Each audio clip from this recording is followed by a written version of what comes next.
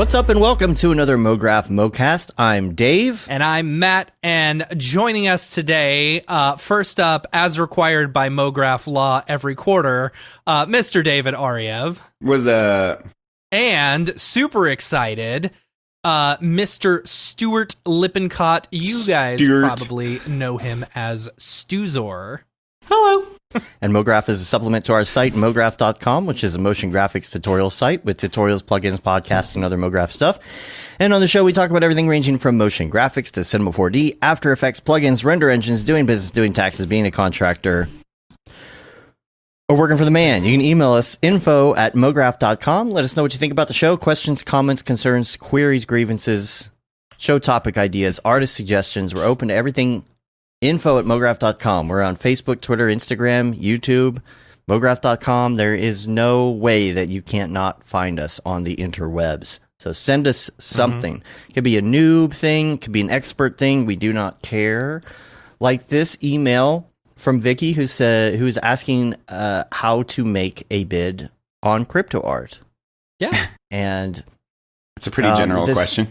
She says she registered on Nifty and Coinbase, but she was talking about the fact that Beeple said on the show that like his parents couldn't bid at one point or something, and wanted to know kind of like what the process was. Maybe something we can talk about the show. Hope you're both doing well. Have a great new year.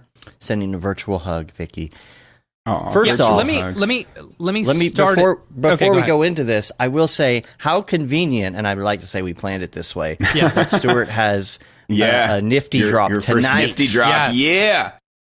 So this is a good topic.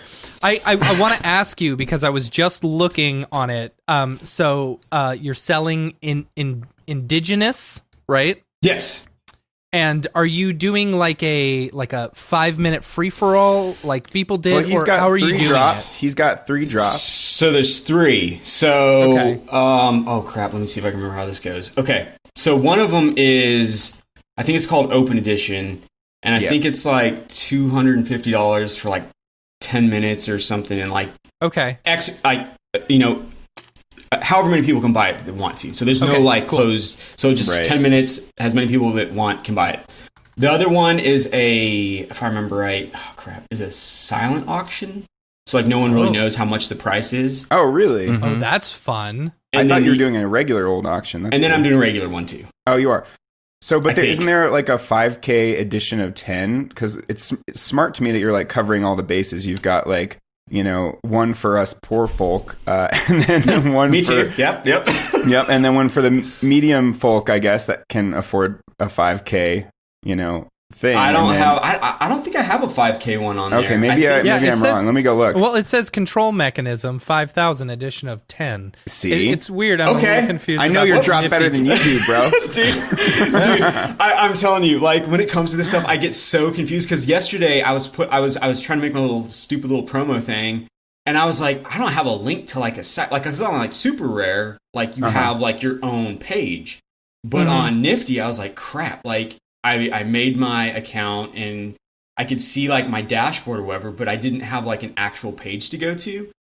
And so I just like, someone was like, where do I go? And I'm like, their website? I don't know. I don't have like, and I don't know. I don't know how it works. I wish like, man, like, cause I see like all these, I have friends of mine that do this stuff and they just like are like promoting the crap out of it. Like they make these crazy like promo videos and like all this stuff. And I'm like, I'm selling something on Nifty Gateway. You can go buy it if you want.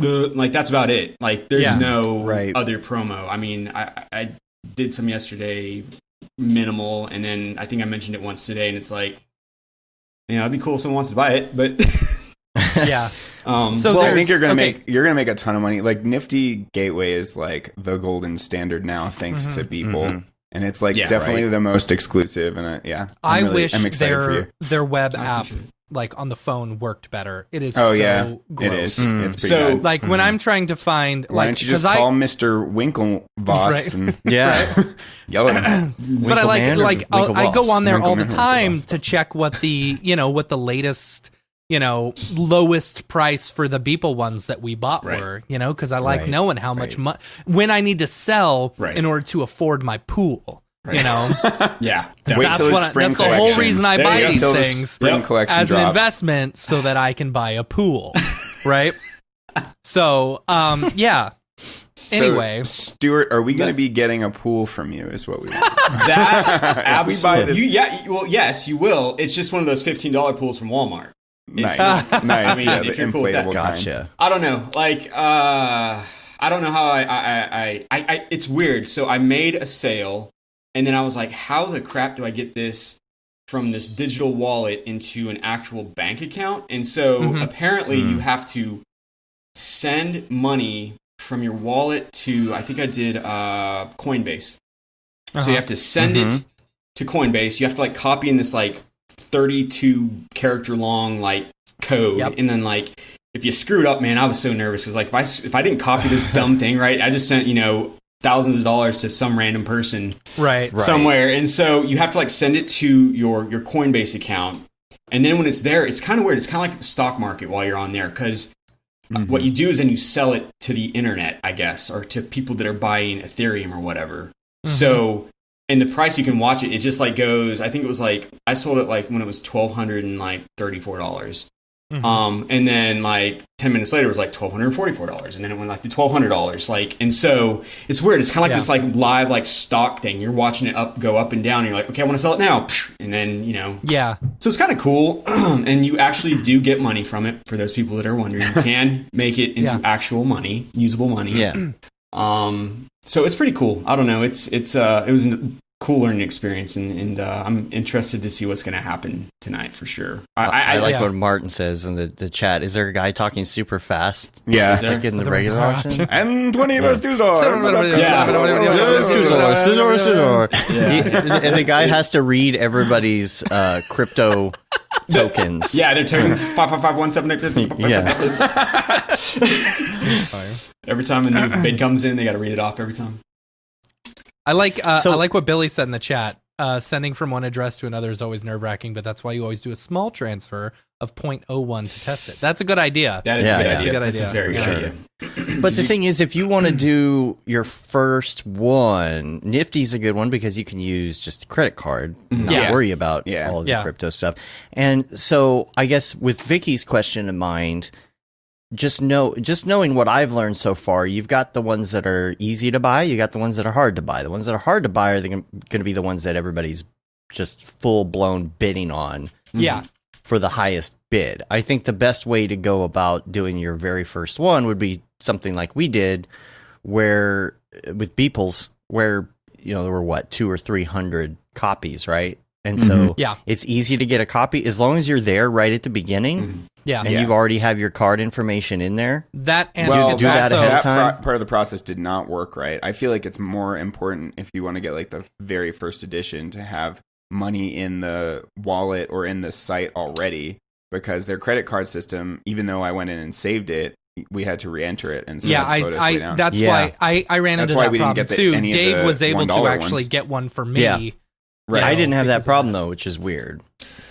I tried getting. You didn't? Oh, okay, cool. Yeah, I tried getting like one of his $900 ones, and like an idiot, I was on my phone and I was like, I'll just do this on my phone. And I was sitting in my living room, and by the time like the 0.2 seconds had passed, I was like, crap, I gotta get to my computer. It was already gone. Yeah. Oh, that sucks. Crap. Yeah. So anyway, it was probably one of the best investments I've ever ever made. Yeah. It's already worth like, it's probably going to be worth 10 grand. Yeah. Yeah. I mean, so soon. we bought one of each, and then flipped the Bull Run one for basically what we paid for all three of them. Should have waited on that though. It would have been now worth if more. you're, I know. Yeah, well, who cares? Like, I mean, it's all just it's free money, right? That's exactly so, it is. Like right now, we're sitting at $17,000, in worth for the two coin together. That's crazy. Did you guys see the meta drop that happened?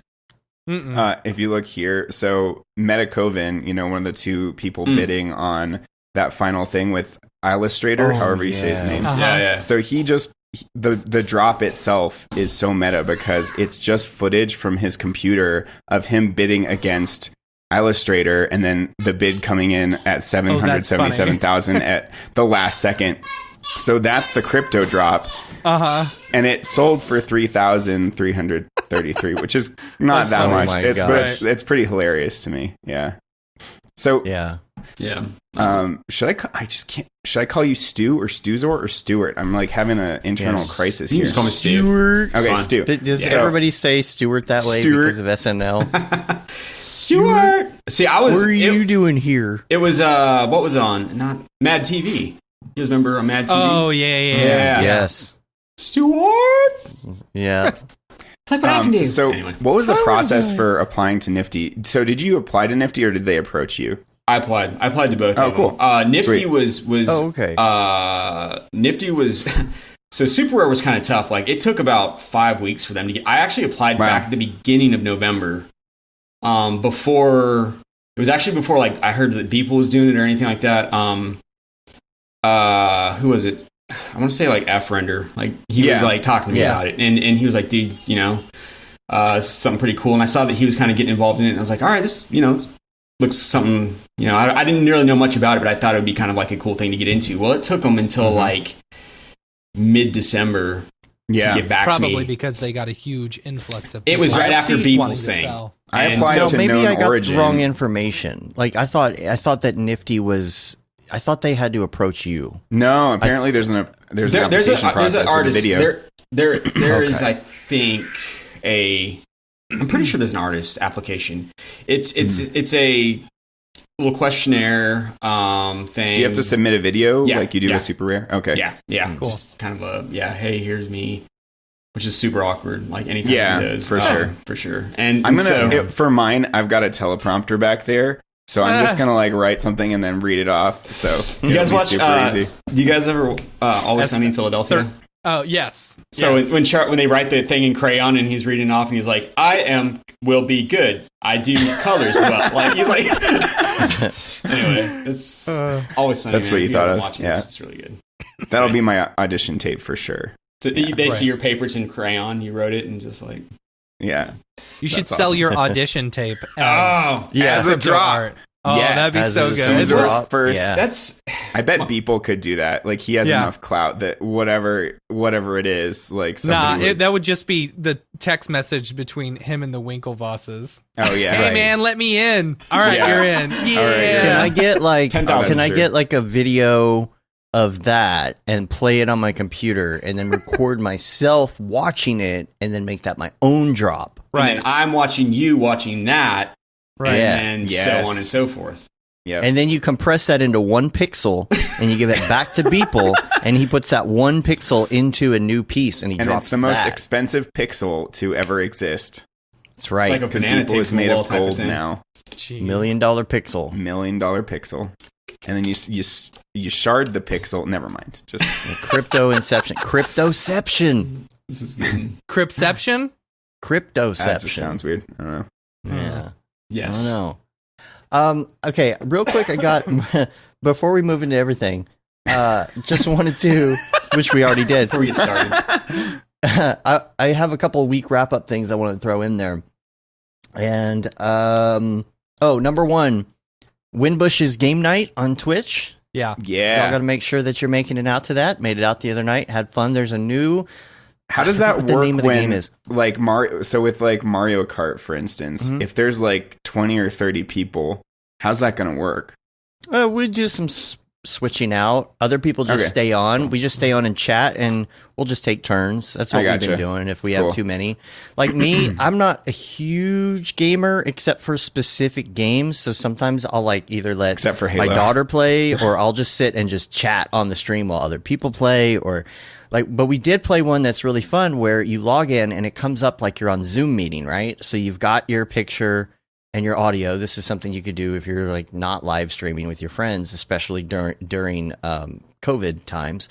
But it logs you in, and then you play this game that's very similar to Cards Against Humanity with your friends. Oh, nice. And like type, you get all the cards in front of you. You can click. You talking about the Jackbox games or what?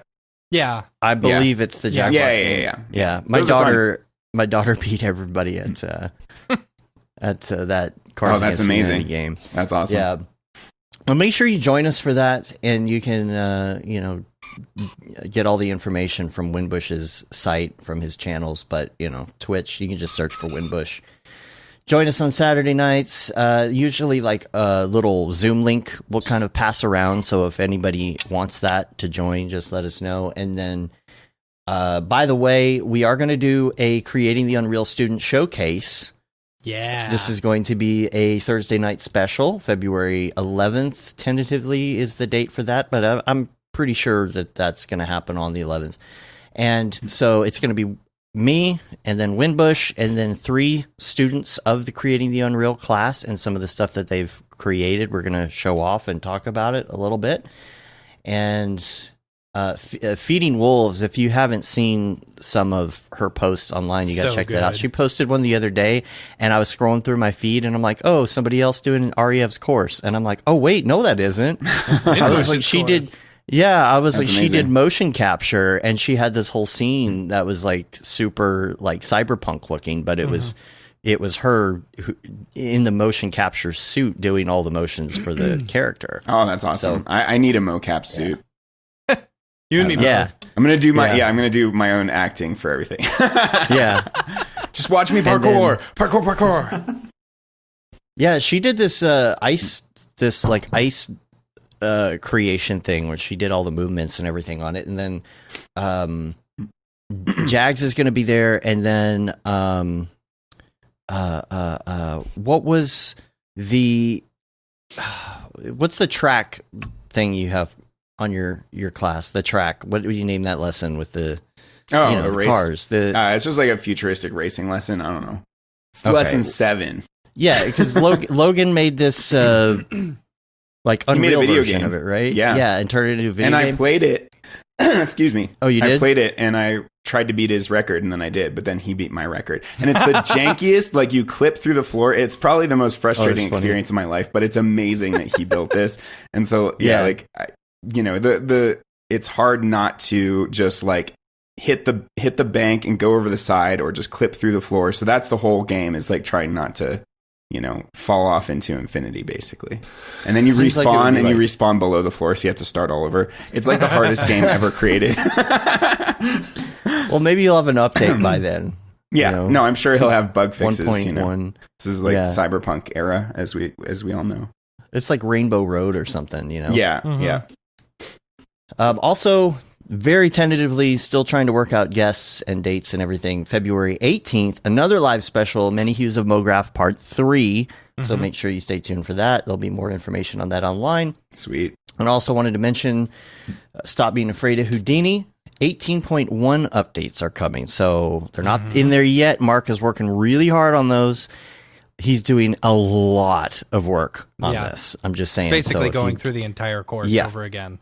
Yeah. So if you buy it now, there will be more updates for 18.1 later on that you'll be able to see. And yes, so quickly, I wanted to also go to Ravcock. What's your flavor? What's your flavor? I was waiting to see if you do it. Yeah, you did. I did it. And I just wanted to bring up again, like 3090s, 3060s, building things, Best Buy website sucking and whatnot. It's not. Here's the thing. It's not too bad. Like, versus like Walmart or something, where like if you don't get there in the next 3 seconds, I feel like Best Buy has all of these little things that you have to do manually in order to weed out the scalpers who just, automate everything. And while it sucks. Oh, Billy, I must have said 18.1. I meant 18.5. Okay, sorry. Like if you don't mind waiting and sitting there and waiting, you can very easily get a 3090 or, a 3060 Ti. Well, yeah, but you also had the issue where, your email wasn't working and blah, blah, blah. They were not sending me a code to my email. Right. In order to just purchase. It was in the cart. I was like, the card's there. I want it. So. Nope. But, I mean, literally, we were able to purchase another 3090, a 3060 Ti, because we're going to fill up Meeseeks with 4 3060 Tis. How much VRAM do those have? Like 8? It's got 8, but they're only $400. That's good, yeah. So, and right now, because everyone's, mining crypto and stuff like that, I was able to resell my 980 Ti's from years ago, for $225 a piece. Nice. So we've got 1080s inside Meeseeks they're going for $400, so it's basically really? like we're That's just better than I heard. upgrading. That's good. You know, Yeah. for just the inconvenience of having to go through eBay. You know, but we got a 3060 Ti, we got another 3090. We're still thinking about buying 3. Are the 3090s easier to get than the 3080s right now? Yes, Probably. I mean, Yeah. I don't know. I've never 'Cause they're- tried getting a 3080, but like, Right. you know, they. I'm assuming the easy. 3080s are more used for gaming, and the 3090s are kind of more in the professional bracket right now, which is good I would for us. assume so. Yeah. Yeah. You know, we've been able to get 7 in the past like 2 months. We almost or had something. 8, but it spit Almost it back had at 8, us. Yeah. Yeah, I bought 2. So interesting. Like, if you have a second window open, like if you reopen up the thing, and I don't know if this will actually work. So if you copy the address while you're waiting for it to add to cart and open up a new thing and paste that same address, once one of them says add to cart, the other one will as well. So technically, But then they'll kick it back to you as soon as you buy so it. it kicked it They'll kicked it back cancel to me, but I'm curious if that's because I was on that account or not. You know, I don't know. The thing is, we're looking for Founders Editions. Yeah, we just want the Founders Editions. We don't want any variations, weird fans, or any of that Yeah. that mess. But we ended up getting some, though. Built Yeah. another machine yesterday with my daughter. So she's Sweet. pretty lucky. Yeah. RGB Because makes she- it goes fast. Yeah, it makes it go Gotta go brrr. fast. Yeah, so the thing is, being the daughter of somebody who does a lot of rendering, Emily gets a new computer to play games on, but she also gets a ridiculous computer to play games on. Yeah. So we built this yesterday, you know, kind of had the lesson on, I mean, she's done this before because we built her own. So this is kind of like lesson 2 on how to build. So I let her do a bunch of this, you know. So we basically, I accidentally ordered 3 fans, but it was actually 3 boxes of 3 fans. So I have all these Ooh. extra fans. So No, you got got to to put them all in the though. case, man. Like I've got a Put case them full all of. in there. It's like a No, I it. have a case. My latest build has 10 fans in it. Yeah, Just But because, this is open right? air, Or- dude. Yeah, This you're is right, open you're right. air. Okay, That's fair enough. so funny. yeah. Yeah, but we made it like match the lighting and all of that. It does really cool things with the fans, like little wipes with the LEDs and I saw. all of that mess. So it was a lot of fun. Stared But at now it for we've hours. got this. Yeah, we got this whole thing here, and like my biggest issue, and I was talking to David over text about this last night, is trying to figure out wattage issues, because now that I have the wattage under control as far as the power supply, now it's the battery backup that's the problem. Yeah. Oh, yeah. So you'll start rendering, and all of a sudden it'll be like, oh my god, what's going on? And Yeah. and even to have like little steps up in the wattage in these battery backups, the price of lot these more money. things, Yeah. just mine is 1,000 I managed watt. to get away with like 1,200 watts though with my 1,600 watt power supply, and it works just fine. It never beeps at me. So maybe that's lucky. Maybe it doesn't actually reach that full capacity of the PSU. Right. Even though I've got 420 Ti's, you'd think it would get a lot higher than 1,200 watts, but Yeah. maybe not. Maybe the actual Yeah. power draw is not as high as you would expect. But with the 3090s, I've heard that it actually exceeds what they've written, which is like Oh, really? 350 watts, and sometimes it draws more than that. Which is why everyone was, freaking out and being like, "No, you can't build a quad 3090 setup. That's crazy town. It's going to draw too much power and all that stuff." Yeah, I almost went with the 2,000 watt backup last night, but that was like $900. So I found one that was in the 450 range. That's 1,500 watts. Yeah, which is that a should good be price. I've got one For 1,500 watt 239s. one, and it's like 80 pounds, and I used to drag it around on set in my DIT days, and it was the worst. Yeah. Man. You know what the problem about you could the just set up autosave and just not have battery backup. That's what I do. That's not an option when you're transferring footage, like $1 million worth of Oh, footage. right. Yeah. But yeah, I mean, you're right. Yeah.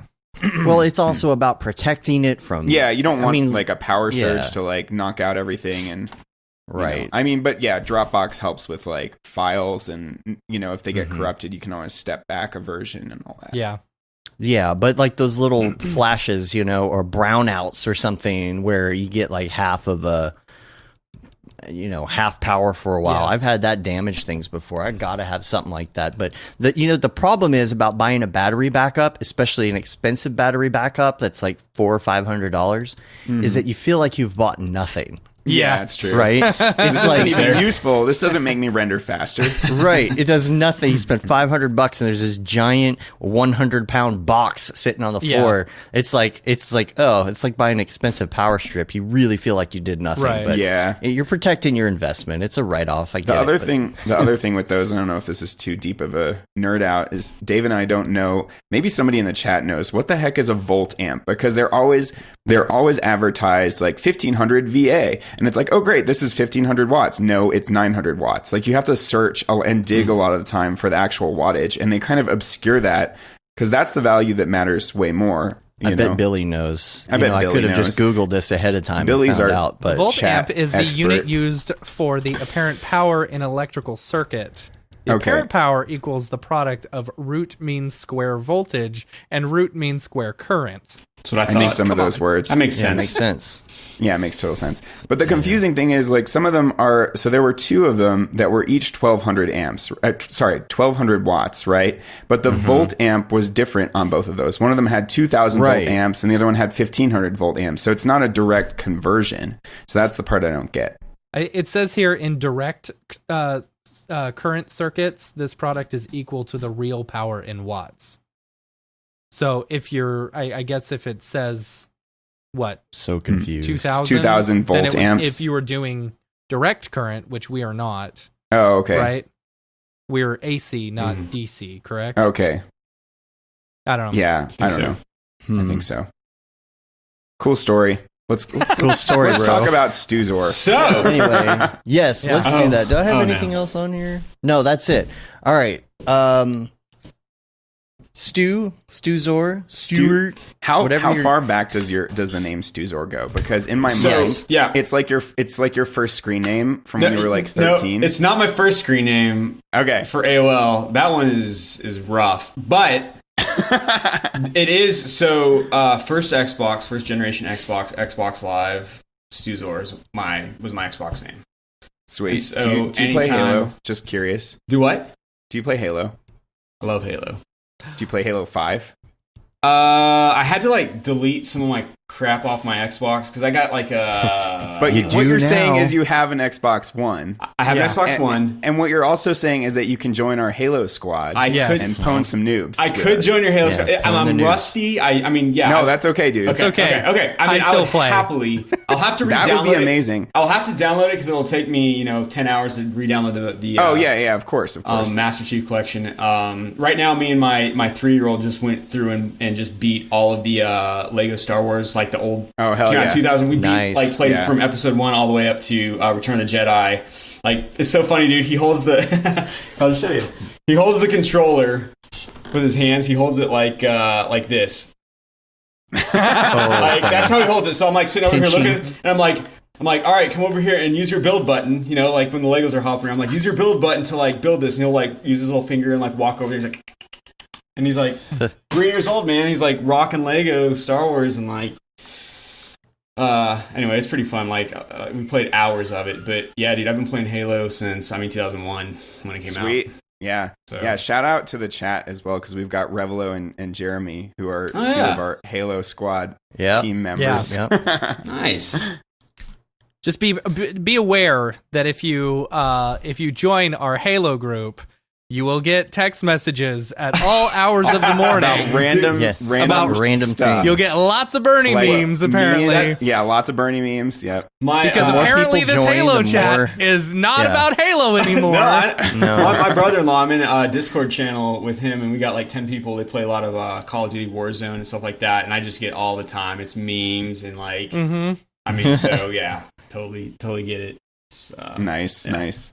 So the name, Yeah. your name came from that. Yeah, Then it was Counter-Strike. You guys remember Counter-Strike? Uh-huh. Anyone? Okay. It was like the Leet language. Do you remember that? Oh, Like, yeah. I Okay, know so that. that's where Yeah. the Zor came. 1337? Yeah, exactly. That's Yeah, where the okay. Zor came from. Like, Yeah. Okay. Of course. so I was like, All oh, right, let's all put right. Zor, like, and then yeah. So it just kind of stuck. Little did you Trogdor. know. Yeah. Trogdor, exactly. Burning it. Yeah. Yeah. So let's talk about your background a little bit. First of all, so you have the name, Yep. but even before you had the name, I'm sure you were into the industry, or at least into something related. Did you come from a background that's like cinematography related, design related? No. No. No, neither of those things. No. I did go to school for like I think it was 3D design essentially. Just kind of basic stuff, and we learned in Maya. So I learned how to do like a lot of the 3D stuff in Maya. This is back whenever, to render. Oh, man, I got this really crappy animation of like this like ant trying to get this coffee out of this coffee mug. This is back in like 2008, 7 or 8. And I rendered it on Maya, and it's so stupid. And it took like, I think it's like maybe like a 6-second animation. It's the dumbest camera move. It doesn't even make any sense. And it took like 2 days to render the stupid thing. Nice. And I was like, man, I don't know. This is kind of like a rough industry to be in, I feel. And so anyway, so I went to school for that. When I got out of school, I actually went into working for kind of like an ad agency. It was me and 2 other guys, and we just essentially made kind of I don't even know how to explain it. Kind of like promo videos for like Sam's Club, Walmart, stuff like that.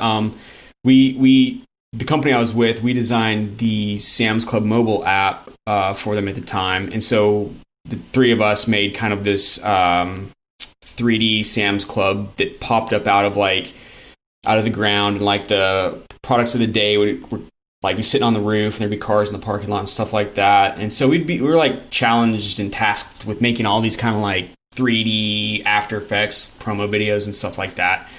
So I did that for a little while, and then I went to work at a little local kind of VFX house. It was by my little, it was just me and one other guy.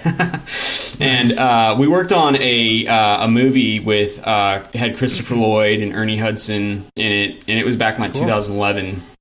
And it was called Mickey Matson, and I can't even remember the second part of it. It was on Netflix, and we had like 100 like VFX shots, and that's kind of like when I first kind of like got really like thrown into the like VFX realm, and it was tough. Like this dude, 100 shots is a lot. That's the kind of thing I would split with one other person, but it would take like 3 months to do that. It did. It was me and one other.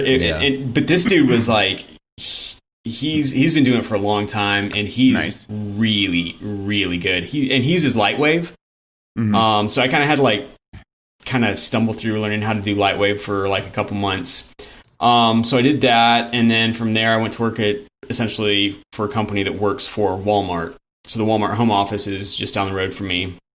And basically on that team, I was just in charge, no 3D stuff at all.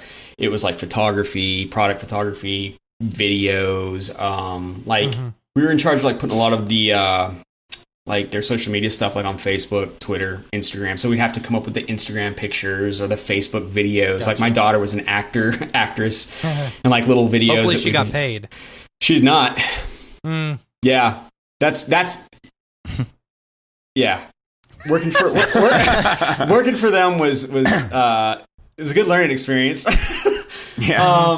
But so it was good, and it was kind of nice because no one else really at the home office or in the company I was working for did kind of like what I did, and so I kind of was able to like not really set my own hours, but I'd like, okay, I'm going off on a shoot, and they'd be like, all right, see ya, and I'd go do my own thing. I'd come up with the ideas.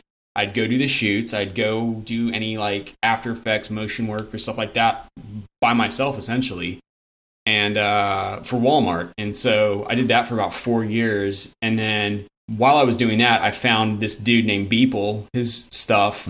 I heard him. Who the hell is that guy? And I remember I was like, one day I was just like, man, I kind of want to get back into like doing some like 3D work, because I had kind of had some downtime. It was like right after the new year or something, so it was kind of dead.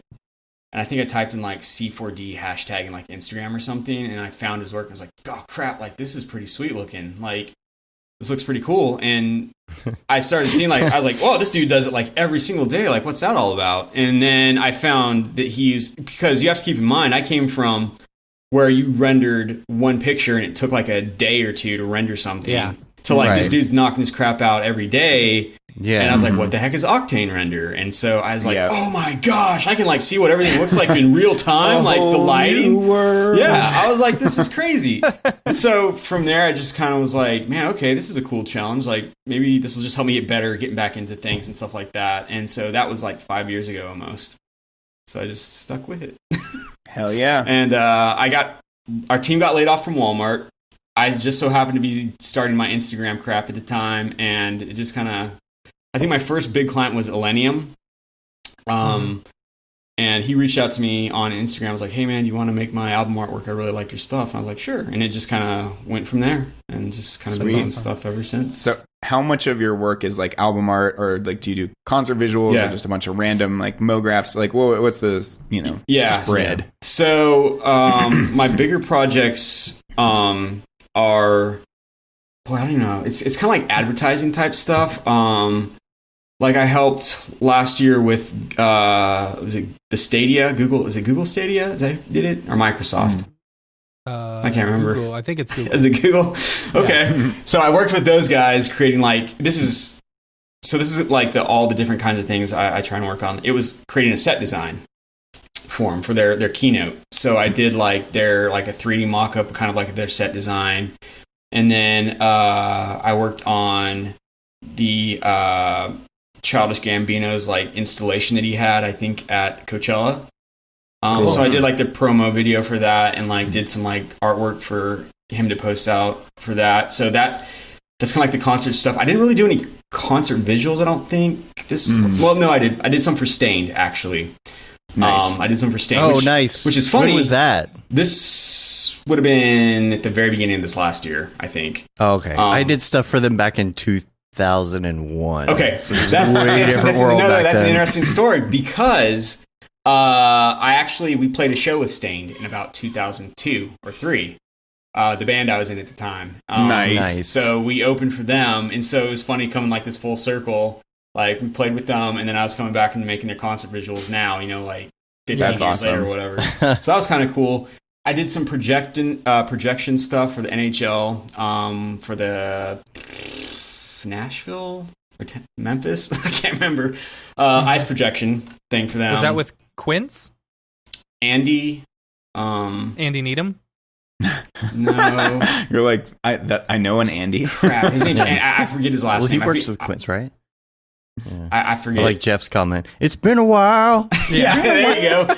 We're tying it all I together. had it in my head, but I wasn't 100% Yeah. sure whether that was Stained or not. Tying it all together. And so then I do some book art. I did some book cover art for Podium Publishing with Nathan Fillion. Cool. Did some Nice. stuff for Xbox here this last part of the year. And then I did this really weird project that actually was really nice. It's like, I don't even know how much I can talk about it. It's nothing anyone's ever going to see, but it was like this angel investor from down in Florida, and he's like got this big, I'll just call it like a science experiment, or like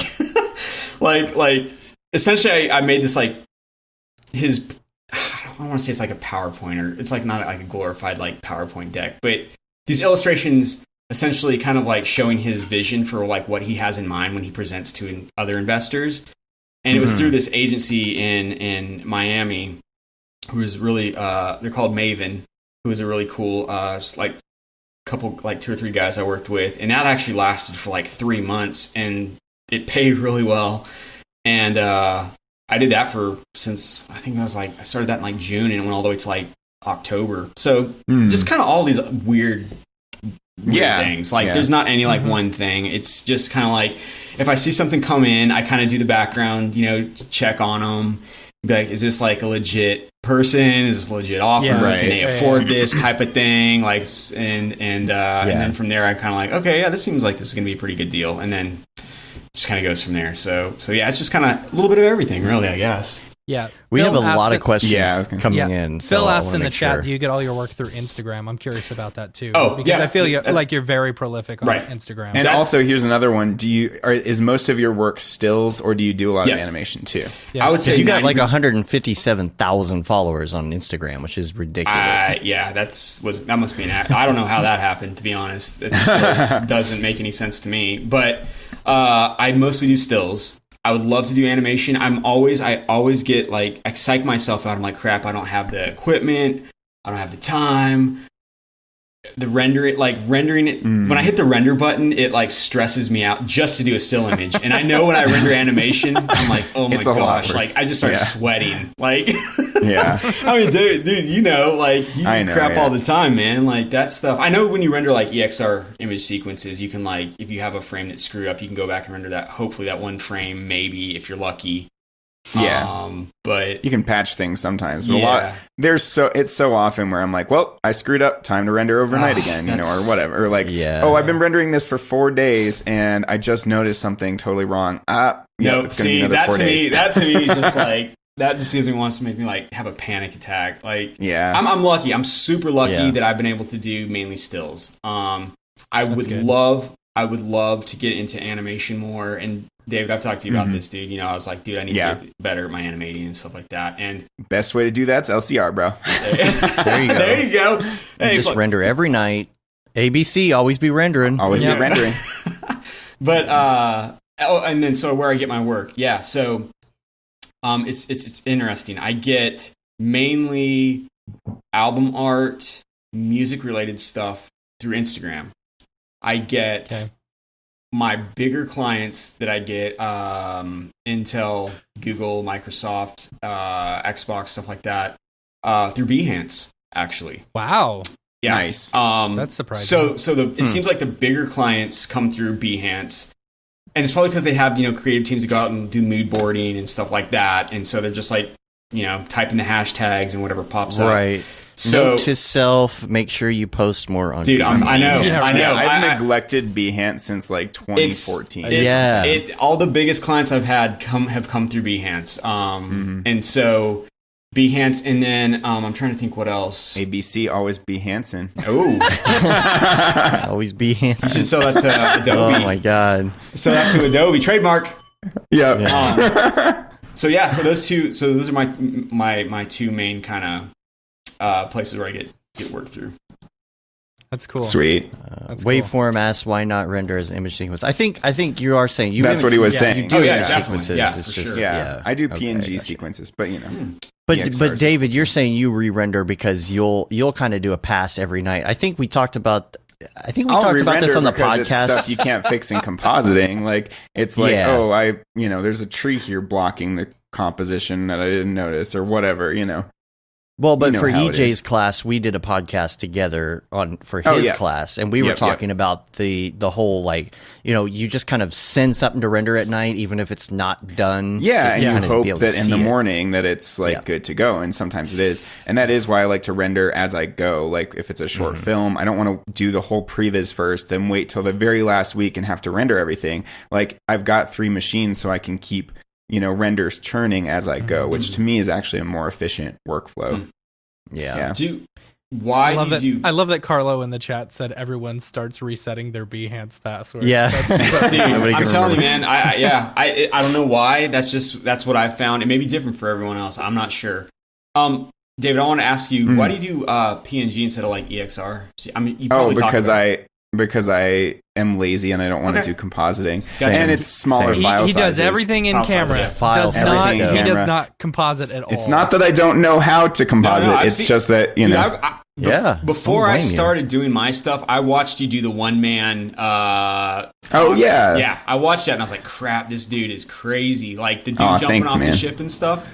Yeah, like, totally. I was watching all that and I was like, that's freaking sweet. So, I know you can do it. I know the skills are there. Yeah, I do. I start to get insecure sometimes because there's like this one guy in LCR that's like extremely good at compositing. His name is Shane, and he's just like God level. He like knows Nuke. I know Nuke. Oh, yeah. You know, and so, but I'm just like, I swear, guys, I can do compositing. I just, I can do it. Yeah. I can do it. I can do it. I don't like it as much as you do. There's Shane. He's right there in the chat. Hey, Shane. Yep. Oh, that's funny. See, I will try and get it as close as possible. Yeah. And then if I know that I just need like a little color correction or something, I'll just render out object buffers and like I'm good to go. Fix a little something. Cryptomat changed my life. You know, it is pretty sweet. Is it so slow though? Isn't it slow it's with free. animation? It's free. I know it's free. I'm saying, is it slow No. to composite with in After Effects? No, because I've heard that it's like very slow. Nah, crypto mat. You just select your mat, and it's just a Luma mat. It's great. Okay. See, I do all my I probably do 80% of like smoke, fog, composited. Just 'cause I hate waiting for smoke and fog to render. Usually when I do fog like that, it goes like this. I'm going to set this up with TFD, and I set it up for like an hour and a half, and then I start having weirdness with it, and then I have render problems, and then things crash and take forever, and then I give up, and I export nulls, and I composite it. There you go. Yep. But there's other questions in here I wanted to try and catch up a little bit. Hopefully I get to everybody here. I've also got a whole slew of questions as well. Cool. Just FYI. Good thing I put it on 4 hours. We're going to be here forever. Right? I'm going to live forever. Somebody said they came here expecting to see you as a T-1000 laser-eyed menacing humanoid based on your stuff. Yeah. Yeah. Oh, okay. Yeah, based on your picture. I'm sorry to disappoint you. I'm sorry, I'm a normal human. I'm not a robot. Yeah, not yet. Yeah, There was one. Yeah, maybe in the trying- future we can get some robot bodies. It'll be sweet. There you go. Transfer our consciousnesses to That's all I want. That's all I spider want. bot. Do you want to be a spider bot or a crab bot or a bunny? That's the question. A humanoid bot? I'd rather be 100 I would like to duck-sized look like robot. myself and sound like myself. Right. Just be made of all robot parts. Made of. That'd be cool. Yeah. I can. I feel that. Accept that answer. One of the questions is about your inspiration. Where do you look? So okay, before I ask you that question though, I have a question from me to you, which is when you started looking at Beeple stuff, was it in the period of landscapes with like neon stuff and the Jansport sure it was backpack era, pre-Trump or was it and- Buzz Lightyear nipples era? It was not because yes, that's a good question. And actually, I was going to say it was like 2016 stuff, landscapes, sci-fi, classic Jansport backpacks. Jansport Yeah. backpack. Not It was not the Buzz after Lightyears. abstract people. Yes, not the Kim Jong Trump. pre-nipple. Yes, yeah. I feel like there have pre-nip. been 3 phases of Beeple. There was first the abstract, like where he's modeling and doing like really quick box modeling Beeple, and then he went into the more concrete like landscapes, like you're saying, and that's that stuff to me was more inspiring because it's all massive scale, feels like sci-fi concept art. Yeah, And then the nipple. and nipple then the period. nipple phase. Yeah, I forgot that one. Yeah. I feel like he's flip-flopping. I wonder back if he's going to enter right phase now, 4. Yeah. or mixing forward. and matching. Like if Yeah. you saw this latest one, it was. I really loved the CryptoPunk one that That's he did cool. yesterday. Yeah. Yeah. Which one was that one? Just the Just last latest night. one he posted Okay. last night. That So was where the do you- Buzz Lightyear one, was it? No. Okay. That one's his B20 coin madness. So where Which- do you get your inspiration besides Buzz Lightyear nipples or pre-nipples? Yes. Man, I don't know. It's just a lot of stuff online. A lot of the people I follow. Music. I would say actually a lot of stuff is for music because a lot of things I have now are just like assets that I just have. Like every once in a while I'll go into like World Creator or something like that and try to knock out like a new landscape or something like that. But to be 100% honest, it's like the inspiration comes with what I'm listening to for the day, the mood I'm in, really. It's not like, or it could be, I mean, sometimes it's even like photography type stuff, like cool, like moody forests or something like that. It's really not as much like 3D inspired stuff, but more of like mindset. I guess that sounds stupid, but No, that's good. like that prevents it from being an description, echo chamber as much. If you're pulling reference from all over the place, Yeah. or just coming up with something out of your own creative brain. This was a question from Matt Brown in the LCR group, which is similar. Like, do you ever have days where you can't think of anything? And how do you work through that? Definitely, yeah. Like honestly, probably all of December and a lot of this month, to be honest, was kind of like, man, bleh, like Yeah. like I just don't have any, and it just comes in waves, to be honest. Like it comes in waves. Like there's times where you're just like, and the problem is there's not like a good answer to like how do you get through it. I mean, honestly, it can be music. Again, it can be seeing. I mean, it could be just like when sometimes when I sit in my living room, like the light comes in the room just at like this cool angle. Oh yeah, and it can be like that's cool. Like if I mimic that, you know, like or like you're outside and like the sky looks a certain way. Or like, what's outside? Yeah, exactly. That's right. There's an outside. There's an outside. What is this out you speak of? I mean, so it's just. And sometimes, man, you just got to sit down and you just got to like, I mean, you don't have to. I'm an idiot, so I have to do this because I've gotten myself into this pickle where I have to make something every day right now. And it's like, it's weird because like some days that you think you're going to make garbage, you put something out there and people are like, this is the best thing you've ever done. And you're like, what? That crap? Like, no, it's not. You're like, this doesn't. This took 15 minutes, and it's not. And I don't, obviously, I'm not like this. That's stupid. It's only took 15 minutes, and this is look like crap. But it's like it just goes to show you, like, someone might think, your garbage that looks amazing, and other times you make something you think looks really awesome. And you're like, man, I had a creative spark, and people are like, that's cool. Yeah, it looks like everything else you do. And it's like, right. So you just don't know, man. Just the way I would everybody's got different tastes. Yeah, it's just like do something. And I found this like in music too. When we make in the band I was in, if you do something and you really don't care about what people think, and you just are like, this makes me happy. Like I don't, if you want to make joy. If you want to make a sphere.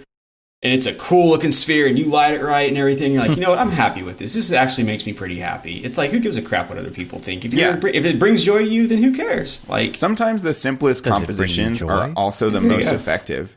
Yeah. Like sometimes, like you don't need to throw all the bells and whistles into an image for it to be great. Like it could just be a sphere and the composition's really pleasing and simple and the silhouettes are clean and, yeah, and it just took you 15 minutes, and it's like happens to be a really beautiful piece of art too.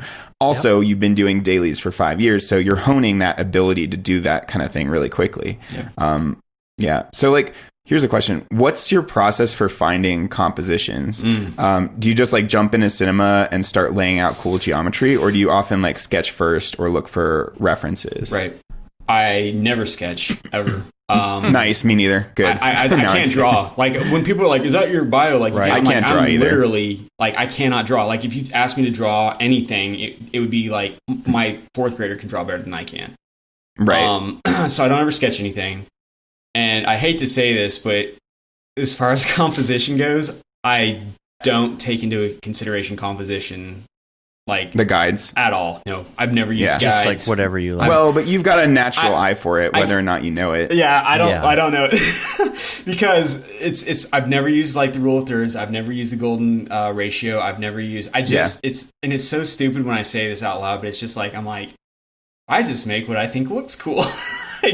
like just whatever brings you joy. Yeah, there you go. Like the camera tilt, or like the way something's set up, or the way a light, from the back like highlights a person off in I don't know, just but just call it the Marie Kondo method. There you go. Right. Whatever brings you joy. See, I never even watched that. I don't know what you're talking about. I don't watch it either, but I know enough about it to know. But you know those internal rules, though, like whether or not you know it. Because remember in our LCR group with Devansh's render that you commented on, where he had like tilted monolithic structures, and he was giving the camera a Dutch tilt as well. And you replied that, if you've got leaning structures, you don't usually tilt the camera too, because that's like double tilting and throwing off the composition. So you know this stuff, you just aren't consciously aware of the fact that you know it. Right? Yes, yeah. It's I know. I'm sorry for people because I know it's always frustrating when someone's going, "Well, you just do it, make it look like." That's just honestly, I'm being 100% honest. I'm just that talented, man. No, right? yeah. I don't know about that. Well, here's another similar one though. Like this is from Ben James in the LCR group as well. Like, what imaginary rules do you create? Any imaginary rules for yourself to guide your creative process? Maybe that's like a more vague like way to say, rather than like composition guides. Like, so that was kind of an imaginary rule. Like, if you've got tilting structures, you don't tilt the camera. Like, is there anything more in that vein and like you communicate scale really well too in your renders. Like, when did you first like iron that process out and start gravitating towards those massive monolithic structures with your patented, Stuzor scale dudes? Man, I don't know. It goes way back. To be honest, like when someone asks me, I can't remember who asked, but they're like, are you making your people really small or are you making your scenes really big? Really big. And I'm like, dude, I make my people really small. And mainly because like if you have any fog in your scene or something like that, obviously like the fog box is smaller, the less like crazy it is on your machine. Right. Well, scale is all relative in 3D That's to a large degree. Like you can have just like a couple little planes, and then if you put in a little scale dude and add some greeble texture or whatever and some fog, it'll look massive. Right. And like also the lighting contributes to that with like if you've got little pools of light, that can sell the scale better. So yeah, to me, I don't really care that much about scale in terms of scene scale, but in terms of like selling the scale, you're really good at that. Yeah. Like this one right here. It's like, did you scale those two people down or did you scale these two people up? So it's a little bit of both. So here's what's funny. Those two people on that one you just pointed at are actually just PNGs. They're just cutouts. Oh, nice. Yeah. That's awesome. So a lot of times when I don't need like a lot of detail on 3D. The person. Why use all that geometry when you can just fake it with a PNG cutout or whatever? Totally. I've done that before. Do you slap that on afterwards, or do you bring it into Octane? I bring it as in an Octane alpha. As an alpha. Yeah. Yep. Cool. Just that way, like. But does it? Get the you get a silhouette that way. Yeah. You get a nice silhouette that way, but like, you don't really get light on a character that way, though. That's right. Yeah. You can. If you kind of can, if you can find the right image, because then you can go into Photoshop and you can make a normal map. And so cool. You can kind of fake it a little bit with a normal map on top of that. To me, that feels like so much more effort, though, than actually putting in a 3D character. But I get it. Like, if it's like a tiny-ass scale dude, maybe it's easier to like clone those out or something and rather not have to mess with posing. Like, it's already an image that looks pretty good with the pose and whatnot. Are you messing around with Marvelous Designer as well?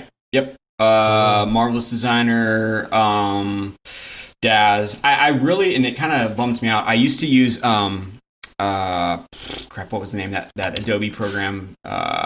Is it not Fusion? Fuse. That was it. And they killed Flash. Yeah, Flash.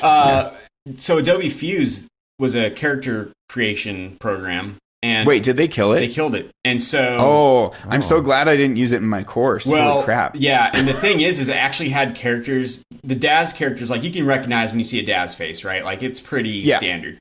But the Fuse characters had kind of unique faces.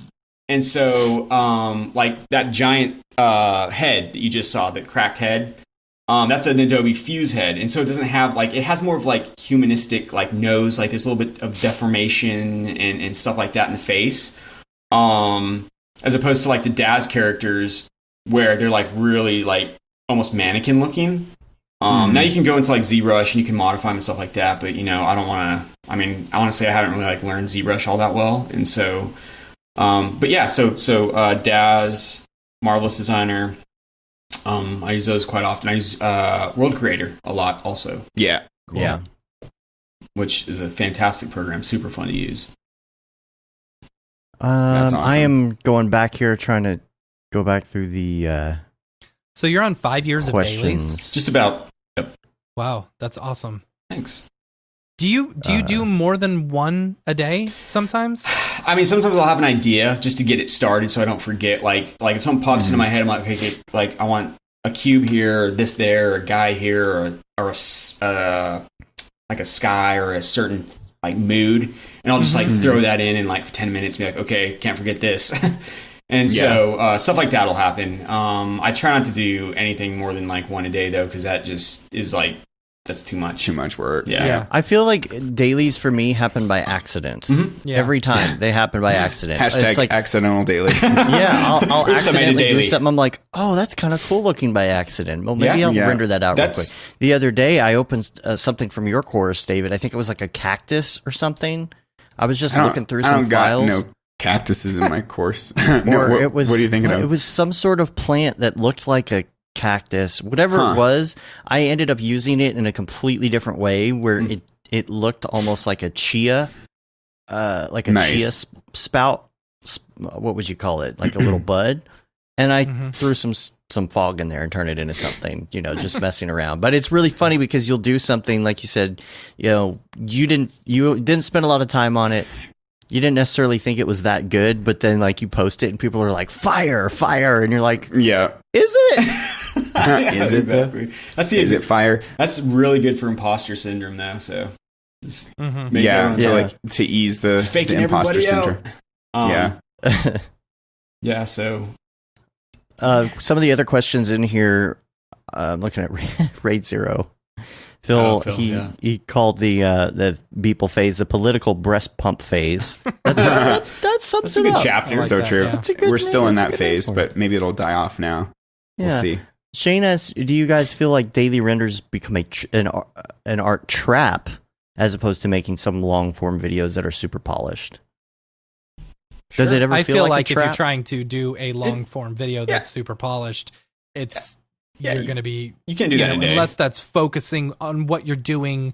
You're putting away time. I feel like you'll never finish it. Yeah, I don't know. That's just me. It depends on what you want to get from it, I guess. Like, I'm not trying to like make something where I'm like, all right, this is going to be the next movie trailer or something like that. It's more of like a mental exercise, I guess, because let's say you get some client work, right? And they or it's a fast turnaround. Well, because you've been doing this stuff for so long like this, you can be like, okay, here's some ideas just right off the top of the block, pop, and you can get it knocked out fast. So even if I'm not even if you're not making like these crazy like detailed Cornelius Domrich, Ian Huber, Ian Huber, like that dude's freaking insane, man. That dude's crazy. But it's a mental thing too. Like it's an exercise in creativity. So not only you're making something, you're putting it out there.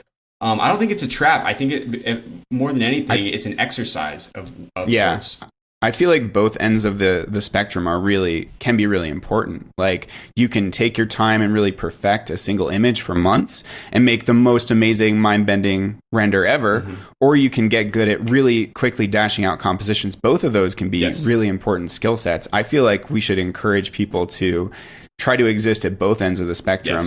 More often, like do your dailies for a while and then switch to doing like a full short film or switch to doing a single piece where you really perfect everything, because you get different skills out of each process.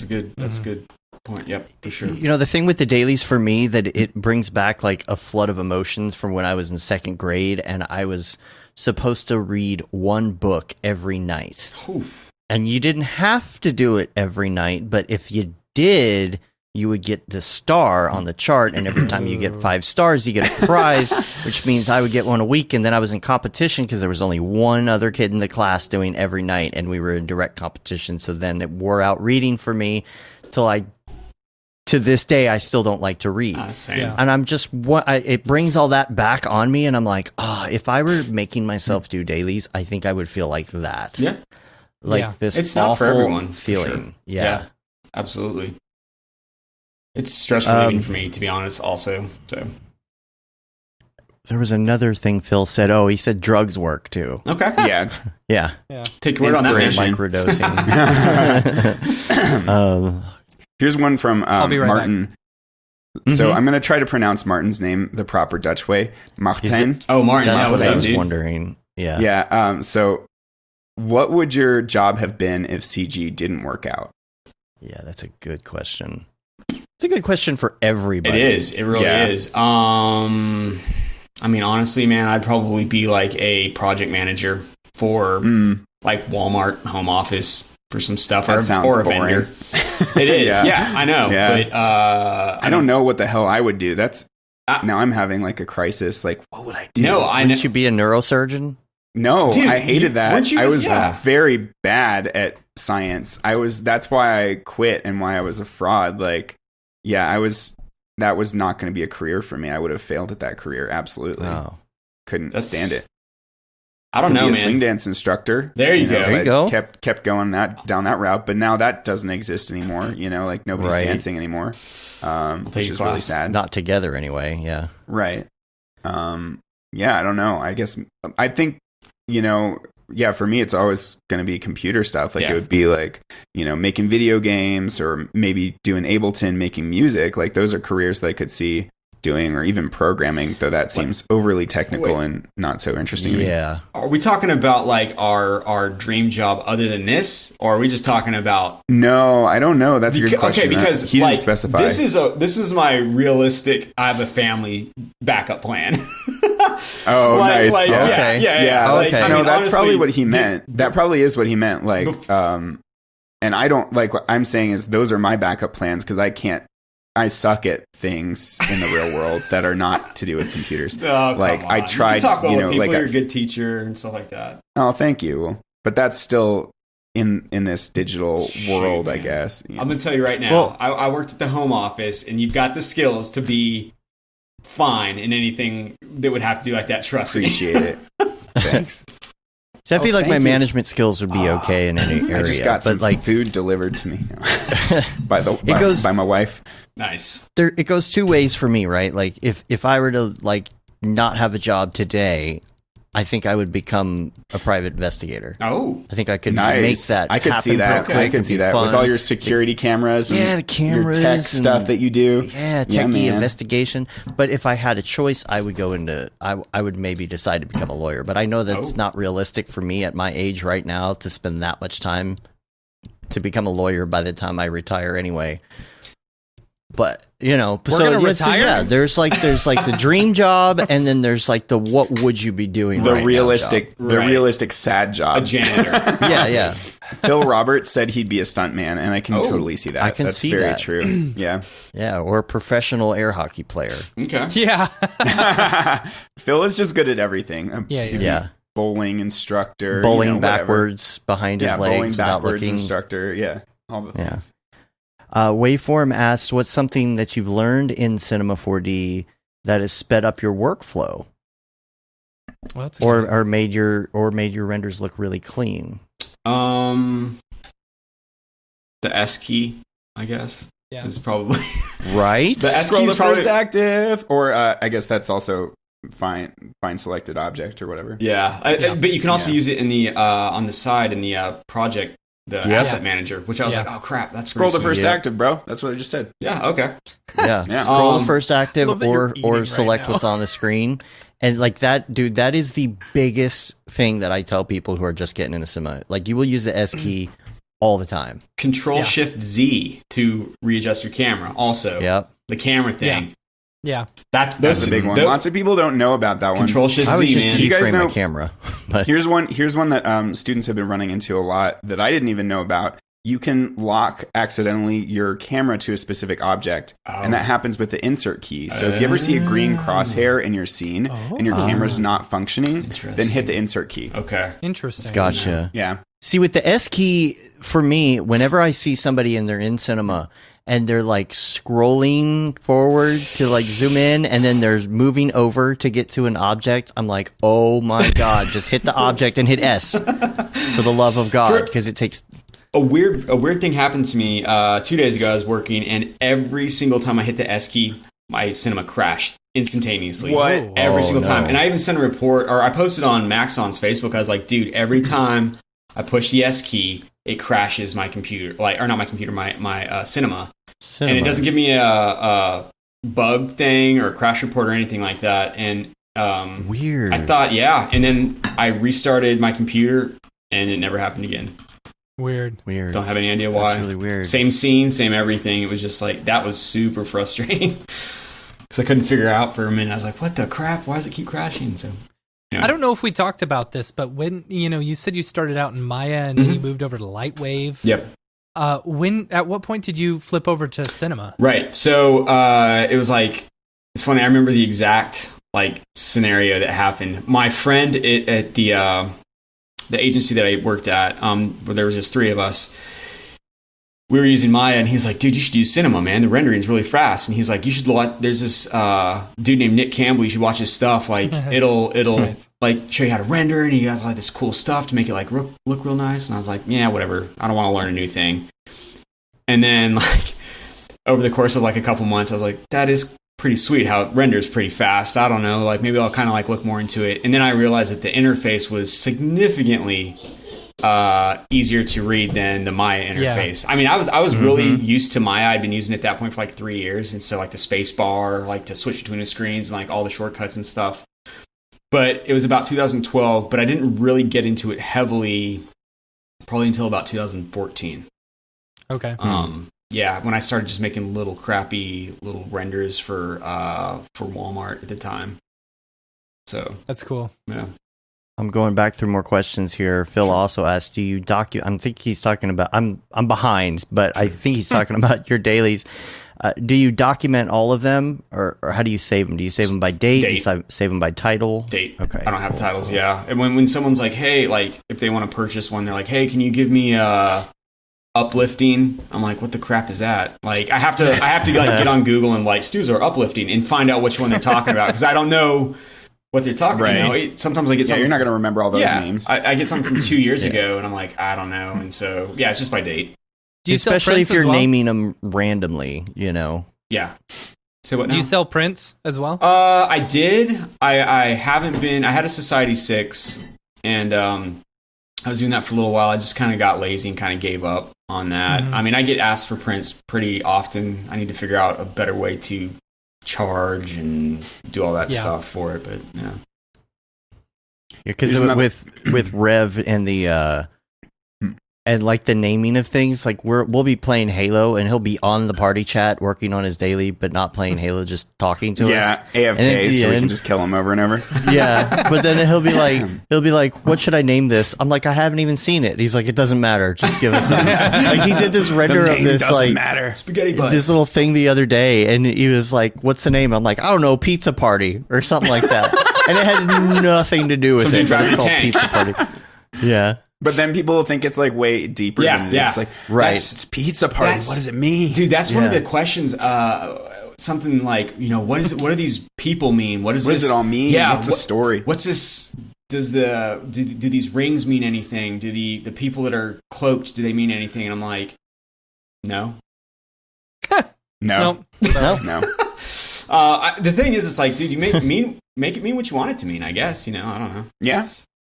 Anyway, It's cool if people are ascribing their own meaning to it. Yeah. Like that kind of adds more value to the art to some degree. I mean, I don't want to it can also be cool to have your own internal storyline and whatnot and backstory, but sometimes they either way, do. like, Sometimes they do. Yeah. And a lot of times the ones who have meaning, no one even cares anything about like what it means. Like, so yeah, I mean, Yeah. Byron Stanford, one of my buddies who's also an LCR, asked, it would be cool to hear what your influences are. I mean, we already talked about inspiration, but he also asked, do your renders all exist in the same universe, or is there some, hidden story there? Yeah.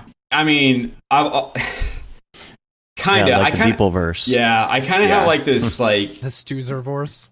The Stoozerverse. Stoozerverse. I have like these like specific like yesterday's where it has like the giant like almost kind of pyramid structures with the light coming through. Like I feel like that. And the small trees, I feel like that's like its own thing, and then like the giant cloaked people are maybe like their own thing. Another thing. Yeah, I don't know. It would be cool. Like, yeah, I think about sometimes it'd be cool if like there was part of this entire universe, and like, this is on this one planet, and this is on like this moon of this planet, and this is on like just something really cool. And you should like turn that into a crypto drop, like where it's like this is the moon, this is the this style of renders, and this is the nature planet or whatever. Yeah. I mean, they definitely have like if you go through, you can kind of see like there's specific like themes to like maybe 4 or 5 themes that kind of everything kind of sticks inside of. So yeah, I mean it's not intentional, but I do kind of think about that whenever I'm making stuff. I guess a little bit. Totally Cool. Here's one from Malouche in LCR. So do you give yourself like a very constrained time frame to produce these, like no more than 2 hours kind of thing? Yeah. Or is it just like a relaxing tool to cut off from client work and you don't really, think about that much? It's kind of both. I generally, what I'll do is I'll start something. It's first of all, it's kind of as a stress relief type thing. And I'll usually start it about 11 o'clock at night, maybe. Go for about an hour. And then I pick it up in the morning, usually about 8 or 9 o'clock. and then have it done by around 10, 11-ish. Oh, wow, cool. That's cool. So that way you kind of like step back and like you might think of something that might be kind of cool to put in there. If you're like, this is crap, I gotta scratch everything and start over in the morning or whatever. So that's kind of how the workflow goes. It's not like I sit down for 2 hours straight. It's like a 1 hour chunk here, and then the next day it's a 1 hour chunk here, and then it goes out. Type of thing. Totally. Cool. Yeah. Cool. That's awesome. I've got so many backlog questions here. That I'm Yeah, going through. go for it. We'll just trade back and forth and rapid fire all day at Stu. Phil was asking, do you have an automated release system when you do post some of these? If you have a backlog or something, if you do an automated release, or do you post it on Instagram? No, there's no automated backlog. It's just day of type of thing. Cool. Yeah.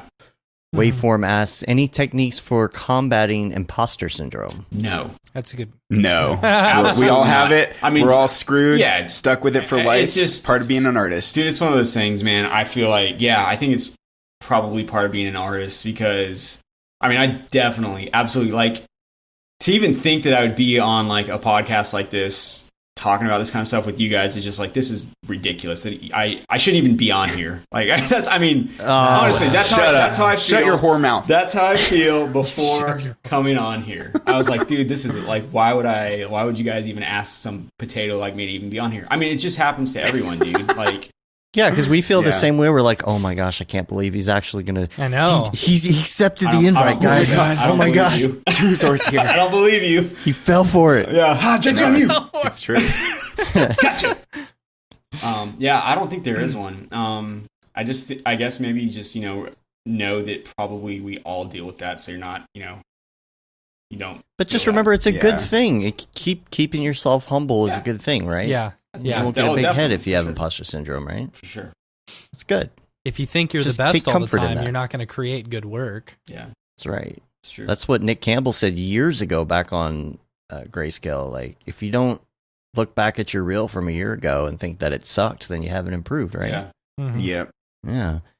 Let's see. Martin said, I look like a PI for sure. It's the hat and the glasses. And then Phil said, please do a spoof Dog the Bounty Hunter.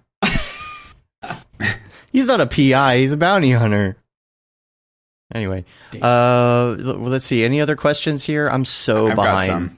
So this is from Alex Marks, who's the guy in my course that he made that incredible Michael Jackson portrait, if you guys remember, with all the displaced little yes. instruments in there. Yes. Yes. He also did a Beethoven one that you guys probably haven't seen. That's just Haven't as seen incredible that. with like piano hair that looks like almost like tentacles. It's Mhm. it's insane.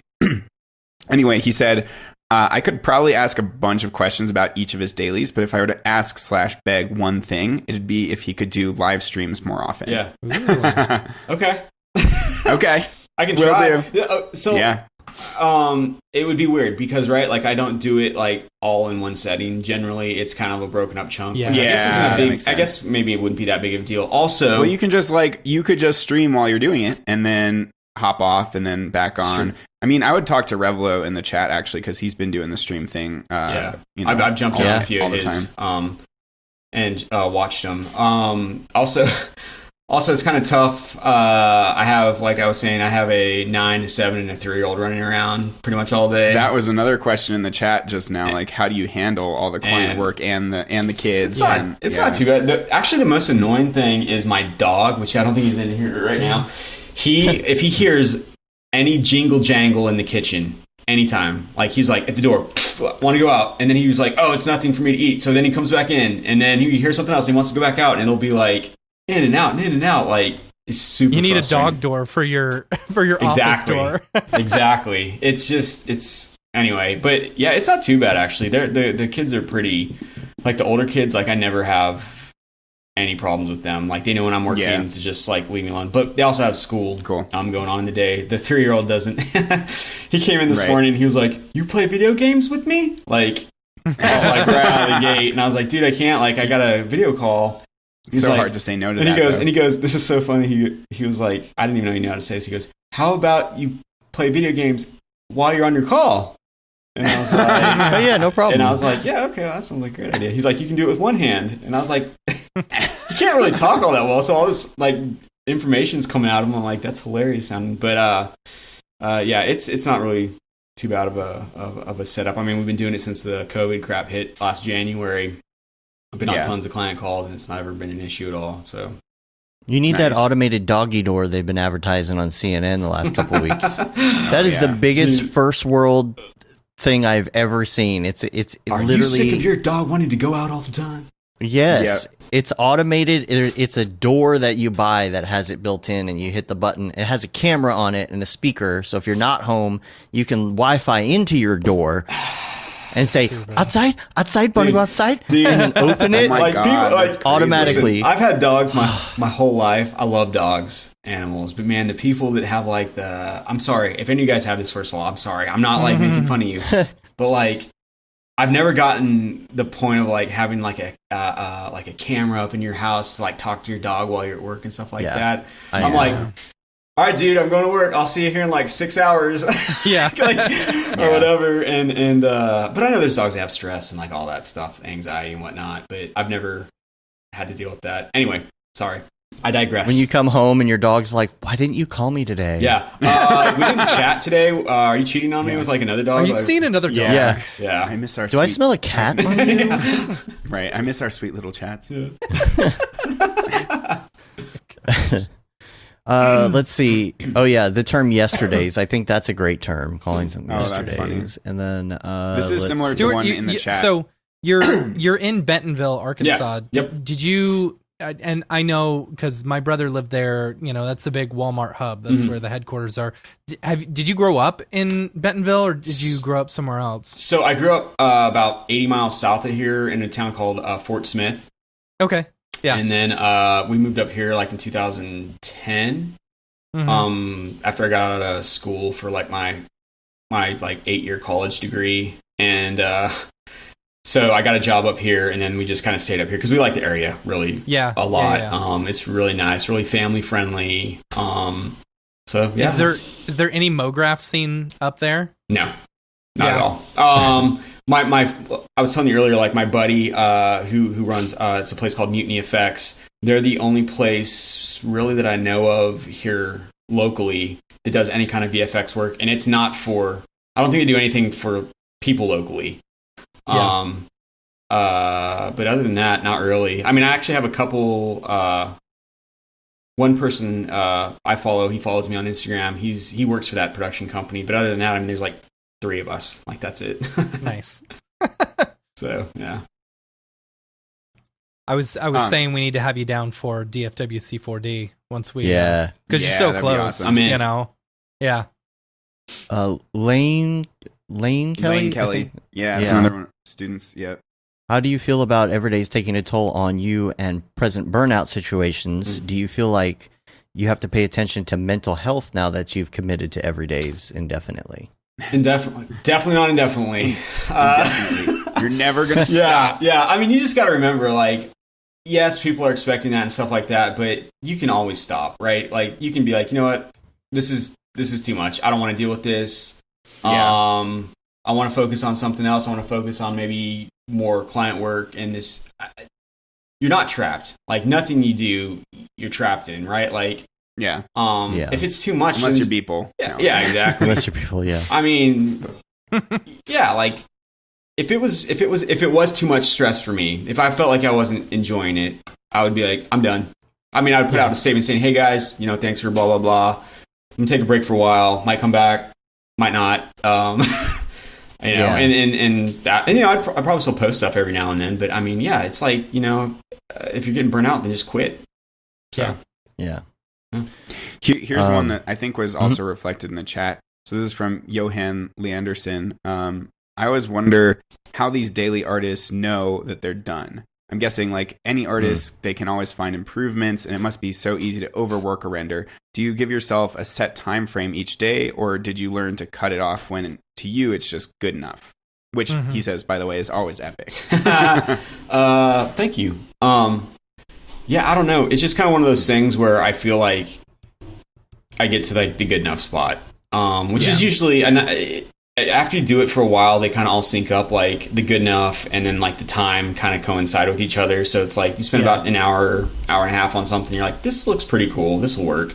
Again, you're not going to be able to make anything like super detailed or anything like that. And that's not necessarily the point of doing dailies. And like I was going over earlier, it's kind of more of a mental exercise really than anything else, I guess. Right. But yeah, that's kind of good enough. And then in a similar vein, like this is also from Martin, do you start every single daily from scratch? I mean, you kind of touched on this already, but do you ever recycle already built environments? Or did you? No, okay. Not environments. I do obviously recycle like people, stuff like that. Just because sometimes I'm like, crap, I don't want to spend an hour posing this dude and making a clothing for him or this and that. Yeah, absolutely. I did watch Ian Hubert's thing about doing just a really simple skeletal joint setup. You know, the feet, knees, hips to like make someone so like they can like kind of, you know, you can pose them in a different position and stuff like that, which I'll do that sometimes. Are you talking about Ian Hubert's Patreon? I still need to like get on his that. YouTube. It's just like his YouTube. His quick, he's got a YouTube channel. He's got like because he's a Blender guy, right? He's Blender.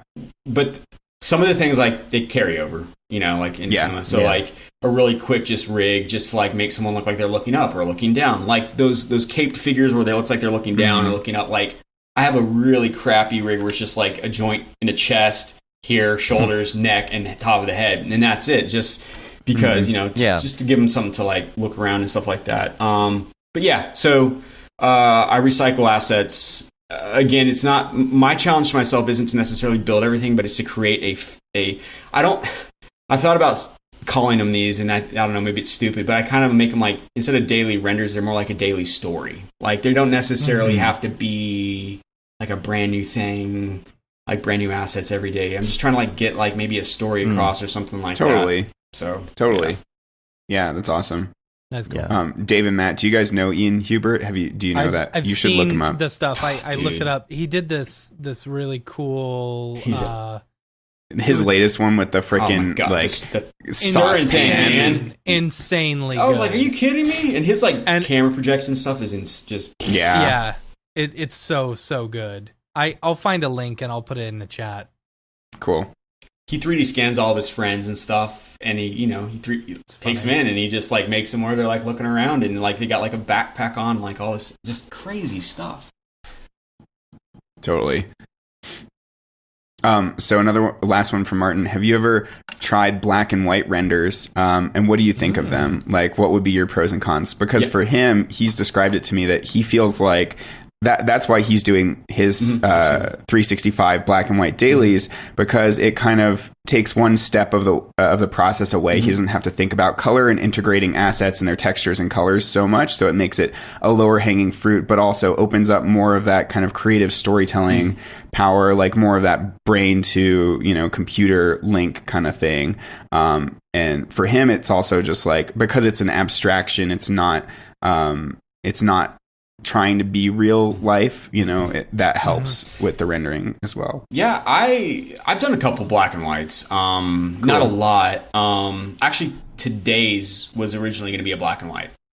Cool. And then I was like, I kind of chickened out and slapped some gold in there, and then put a sky in the back. But it was originally when I was working on it, I was like, I'm going to make this a black and white, and then I didn't. But I think that's a really good. I think those kind of challenges are really cool, and that's a huge commitment. Did you say 365? Yeah, 365. Yeah. I've been watching this. I mean, obviously, I follow Martin on Instagram and talk to him pretty often on there. And cool, that's awesome. Yeah, and so I've been seeing his stuff, and it is cool. It definitely gives a different vibe, and I feel like it really like his piece that he posted up with the statue, where she's knelt down. Yeah, like the lighting just looks really cool coming in on that. Like it shows like the lighting in like a really cool way. I think black and white does. I think it's a really cool concept. I love it. Yeah, cool, sweet. Another question here. You said Nick was was your first big client. How many years of serious 3D had you done until that point? If more than a few, how did you feel about your progress before and after that first big work? Sure. So I got into like the daily stuff in 2016 April. I got my first. So Nick, let's see, what was it? It wasn't until 2017, maybe the end, like the last couple months of 2017, that Nick approached me with the Lenium. So it'd been a year and some change that I'd been kind of doing my daily stuff, getting kind of honing my 3D skills before that. So that's kind of how that went. So I had a little bit of experience before that. So, and it was kind of nice. Let me just say, it was kind of nice because he came to me, and this happens a lot, and this is quite nice actually. Is a band will come to you when like serious band, and they're like, "Hey, can you make me something that looks like this?" And they give you your own work as the examples. They're like, "We really like." So for like Nick's his artwork that I made for him, the first one, his album art was essentially one of my dailies that I did, and I just repurposed it for him. It was three glass cubes that had 3 rings in it with like a monk sitting down here, and the light was reflecting off the floor. So I took out the main ring and I put his phoenix in there, like it was on fire. And so that was his album artwork for that album. So that's always nice when a client comes to you, "Hey, we love your work. We want it to look like this that you've already done." And it's like, okay, well, obviously I can do that because I did it. Yeah. And so, yeah, so that's kind of how that went. And what was your initial motivation to start doing dailies? Yeah, so to get better at 3D, honestly. It was just to get better at my 3D skills because I wanted to incorporate 3D more into my work for Walmart. And so I was like, well, I'll just start kind of working on this daily on, when I have an hour at work where I'm not doing anything. I started doing it on my own when our team got laid off at Walmart in October of 2017. So I already kind of had I had a couple clients, and I was just like, okay, and just kind of jumped off that cliff, forced off the cliff, really. Which was also kind of a stressful time because my wife was at the time 8 months pregnant. And so I went, into my freelance gig with, my wife being super pregnant and not having a safety net, essentially. So yeah. And the other part of that question was, what's your goal moving forward? But I'm guessing it's probably always the same goal, right? And doing dailies is to get better. Yeah. In a similar vein, real quick, someone asked,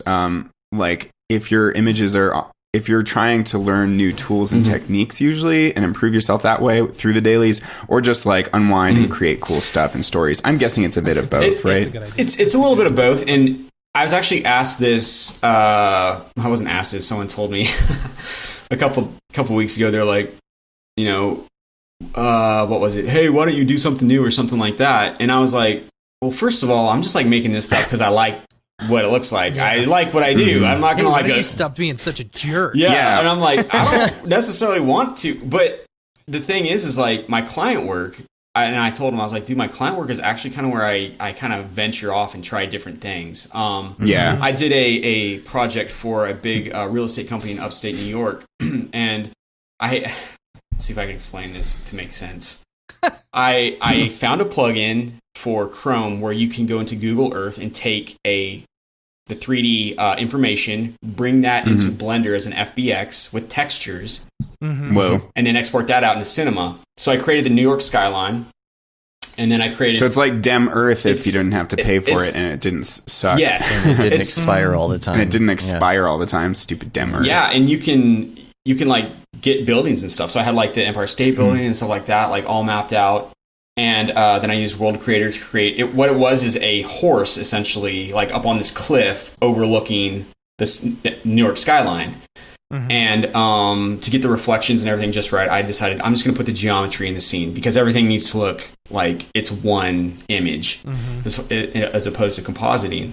And so I had to learn how to pose a horse and rig a horse and do the mane and the hair and the tail and the wind and like Dave's been there. Yeah. And so with the buffalo or whatever it was or what? Okay. Oh, there's or the no, buffalo he didn't know and you guys did the horse. Yeah, with like the mane and I've done horses too, but that was back in the day, and I just bought a Turbo Squid model that had pre-animated horse like animations and whatnot, so didn't have to worry about that so much. Well, they had like they wanted a very specific pose, and so I bought it was pre-rigged. I think it was pre-rigged, but I had to like go in and clean up some stuff because it was pretty wonky. when you start posing it. And so like I learned how to, do hair in a decent way, and like how to, pose horses, and how to do this like geometry stuff. But people like on Instagram don't have any idea, obviously, because it's client work and I never post client work on my own thing. I should probably put it on Behance, to be honest. But yeah, that's kind of like where I kind of start experimenting, is like my client work. When they have an idea, I'm like, that would be kind of cool. I'm going to take a shot at that and see how it turns out. And so. Totally. What is the program that you used for the 3D stuff in Blender? Yeah. Oh crap. Was it free, or was free. it a plugin in Blender? So it was free. I'm gonna have to since I had it last, my computer has completely crashed and I lost a lot of my programs. I'll find it and I'll send it to you, because it is a fantastic, if you ever have to build like a cityscape like Seattle, or have to have this Space Needle or whatever. It's free and it works pretty well. Especially if you want to fake a skyline, and it's pretty fast too.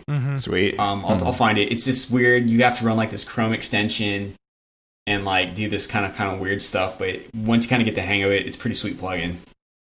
Huh. Yeah, it's not an actual Blender plugin. That's the thing. It's not a Blender plugin. It's a Chrome plugin that saves out the 3D geometry from Google Earth as a an FBX? No, it's not an FBX. It's something only Blender can open. Oh, okay. Like and a GTFO file? GTF or something. Yeah. Those can be opened in C4D now, I think, right? Yeah. They've got now an importer Now for they those. do. Okay. Or maybe it's an exporter. Yeah, no, they've got an importer as Okay. well. See, I'm on R21 still. Upgrade 23. 22 and 23 are good. I mean, 21's good. Yeah. I feel like I'll the jump from 20 to 21, there were actually some substantial changes, I feel, that are pretty awesome. Like the resolution, especially like with PCs, R20 is just totally crap. Yeah, the interface is a lot better. I mean, obviously R20 was like the best for fields and all that stuff, but yeah, they've made some nice improvements, I feel. Yeah. Nice. Yeah. I just like the specific version of Octane I have right now. I think it's the latest one. And then R21, like I went through like all these versions of Octane, and I actually went through like R20 or S22 and then like R23 to find like the way like my world creator maps were coming in and were looking super jaggedy and weird. Oh, and so you reverted? Yeah, I reverted back, and I'm like, okay, everything's smooth. I'm not going to mess with anything else right now. Yeah, that's definitely the way to go if you're finding like, getting into an issue like that. Yeah. Yeah. So cool. What else? So this is the last one about like dailies. So do you come up with a story first, or do you often start from like a hero model and build a concept around that? Yeah. Both kind of. I mean, it's weird. It's like the other day I had the guy reaching out with his hand, and it was kind of like more of like a personal piece when like it was like it's okay to ask for help. I know it's like cheesy, but sometimes like, when you're just kind of feeling beat down, like for me personally, it was just like, sometimes you just need to ask for help from someone. So like stuff like that, sometimes it's more story driven personally. Sometimes it's just what would look cool if you were there. I mean, honestly, totally. like, and it sounds kind of dumb, but it's like if you were like a fly on the wall in like these like scenarios, like how cool would it be to be able to like look around and like see all this stuff going on or whatever. That's that makes sense. That's pretty much it, really. The plugin is called Maps Model Importer. Yeah, that's it. Thanks, Billy.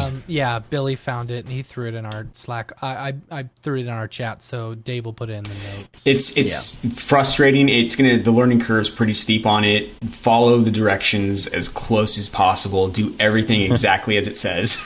All right. And it's pretty sweet. Actually, almost a year ago, I did a scene of the Colosseum. And I got the model using that technique, and it has, I think, my two like kind of ghost dudes, and there's like a big giant like light cross or something in the middle of it, because it was during the coronavirus when they were getting like nailed over there in Italy, and I made it. But I pulled that geometry out of Google Maps using that technique. So, sweet. Yeah. That's cool. That's awesome. It looks cool. Yeah, I like that you're like cool. I like that you're totally into like those weird experimental like techniques. Like, cause you, for a long time, and I'm guessing you're still doing this, you shoot your own like images and then convert them to, normal maps and bump maps and all that kind of stuff.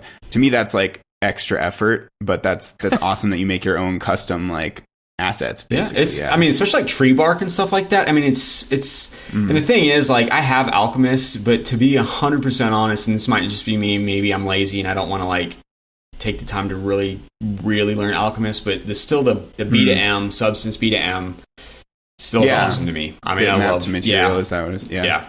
It's I haven't tried that yet, but I've heard a lot of good things. Super easy. The tiling, the way it handles tiling is fantastic, and the displacement that it pumps out is great. It looks awesome. Minimal. Have you tried Quixel Mixer? Because everybody's all obsessed with that too, as far as like generating textures.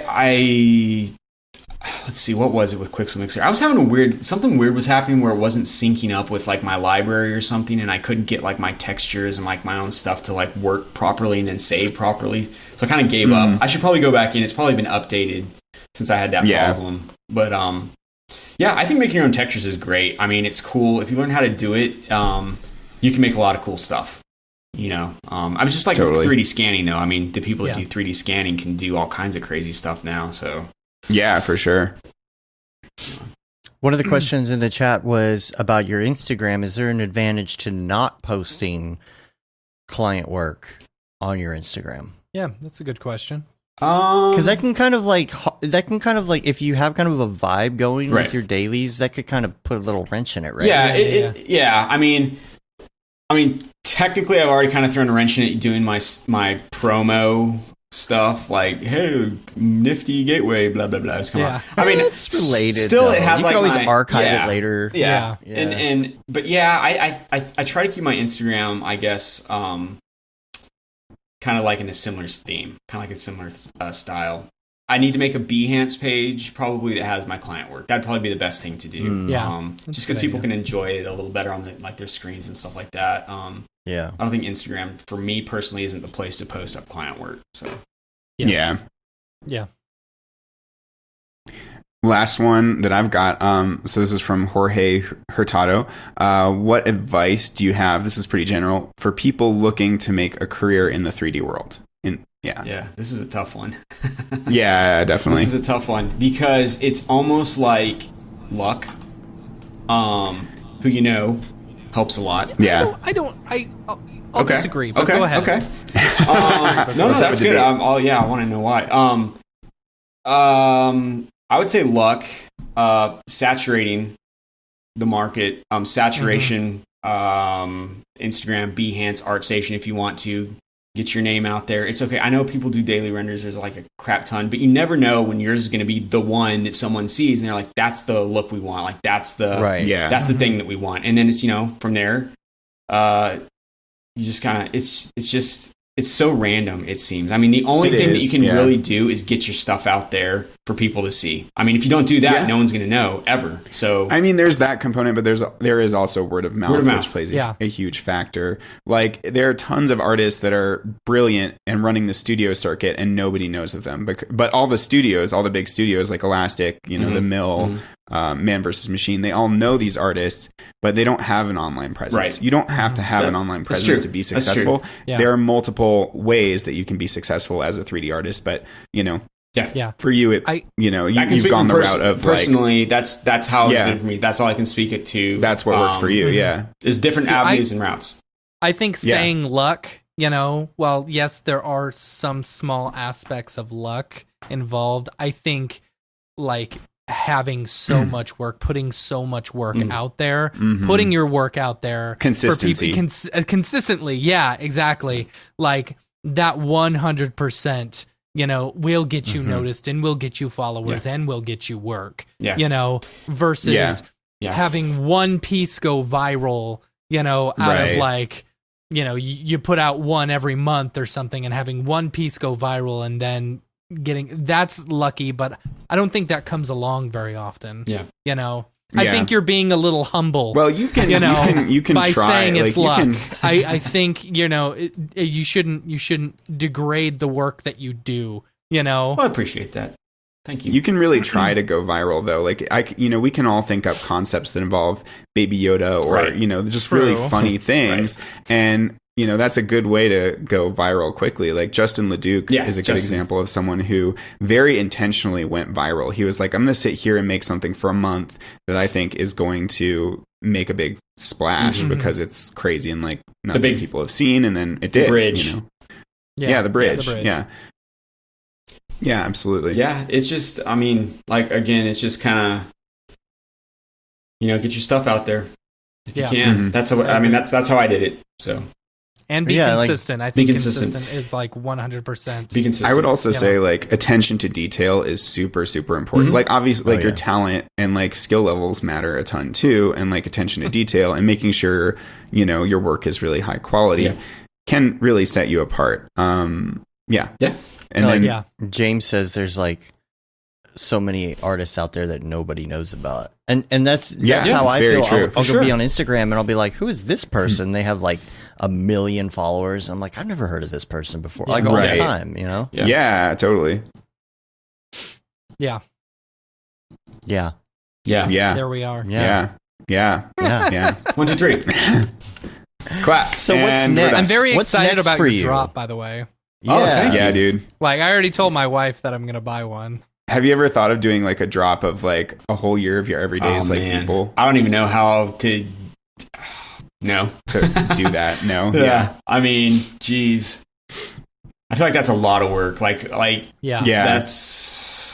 good for him. People totally. just posted on Twitter like an hour ago, like a panning shot of all the tokens and all the signed things. No way. Yeah, it's super cool. That's crazy.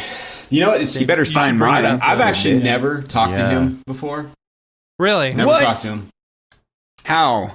Super nice guy. No way, never talked to him. You got to party with people, man. You got to come out when NAB happens. Yeah, you got to come out to some of these meetups. Okay. Yeah. Where is this thing you were talking Party about? Beeple. Party Beeple is, Yeah, Was Party Beeple. Is this on Twitter or Instagram? Is this a story, Twitter. Matt? It's on Twitter. Yeah, Okay. it's on Twitter. Here, I'll send you the link. No, I'm on his thing now. It's the second thing. Oh, yeah. I saw this earlier. Okay, Yeah, hold this on. is cool. Yeah, let me bring this up. When are we getting our physical copies, yo? That's what I'm excited about. It should be soon, I'm assuming. I hit him up. I think he's working hard on that stuff. Like, I asked him if he wanted to like take LCR, and he was like, "Bro, I'm too fucking busy right now." Yeah, so I'm assuming he's just I love the cranking away on physical that coin. I think that is so cool. Yeah. See, where is that attached? The coin, is it attached to the piece in the plexiglass thing, or is it separate? It's separate. It's separate. Okay, cool. Oh, it is. Okay. So That's like, rad. yeah. It's a lot of stuff there, man. Damn. So I was going to give a blood sample on mine, but I thought... But I only have so much blood. I don't know if you guys watch Dexter, but the little trophy, like, yeah, little blood slide. Little slide. That's funny. Yeah. That would be funny. He's doing hair. I mean, crap, I got to step it up. Like, I'm going to have to, like, be like blood or something. Yeah, next level is blood, obviously. Let's not continue thinking about what other bodily fluids. Dude, I wasn't gonna say anything. I was gonna let someone else take that. Yeah, just let it slide. I took the hit on that one. My wife said there's always that line there, and I'm just kind of like always like, push. I just crossed the line. Yeah. It wasn't me this time. Wasn't me. I didn't say it. So there's at least insinuated. I insinuated. Yeah, that's funny. So besides the drop, what's next? Hi, my name is Sashia Dumont. I'm a writer, actor, and filmmaker. Hi, my name is Paul Robinson. I'm a director, DP, and filmmaker. We are the creators and hosts of the Go Gorilla Filmcast, an online source for all things indie film. We are a husband and wife film team and co-owners of Send 3 Productions, and we started this podcast for filmmakers like ourselves who were producing on micro budgets with skeleton crews. Go Gorilla is a weekly podcast that features various talents in TV, film, and web series productions. We've interviewed filmmaker powerhouses like Kestrin Pantera, Richard Raymond, Alex Ferrari, Cassandra Ebner, and Ryan Connolly. Amazing actors like Hannah Ward, Lou Taylor Pucci, Chris Wataski, and Eileen Gruba. Groundbreaking cinematographers like Jody Lee Lipes, and Jessica Lee Gagné, and many more. We also offer weekly reviews of our favorite films and shows, which vary from low-budget first-time filmmakers to A-listers and everyone in between. Go Gorilla is proud to announce that we have officially joined the Mograph Podcast Network. So if you love filmmaking as much as we do, tune in every Sunday for a new episode of the Go Gorilla Filmcast, your source for all things indie film. Now available on the Mograph Podcast Network. Yeah. Man, see, that's a. I've been thinking of that for like the past 3 years. It's like, what do you do next? I mean, honestly, what I'm doing now is fine. Like, I'm comfortable, right? Like, I get good client work, bills are paid, everything's fine. Mm-hmm. I mean, yeah, like every once in a while, I'm like, man, it'd be cool to have like a little, 5-man team and like tackle some crazy stuff. I don't really know. I'm just kind of just going with the flow. I would like to be like, here's People my. always talk about, but like taking a month off to do something. I'm like, how could you ever? Yeah. Like, do you think you could ever take a month off and do something like that? Like, just get something started? Just be like, I'm going to take a month off and I'm going to do this thing. Like, I'm not going to do like any a other short film or something. Yeah, I don't know. I would love to. Yeah. I don't know. For me, I don't know.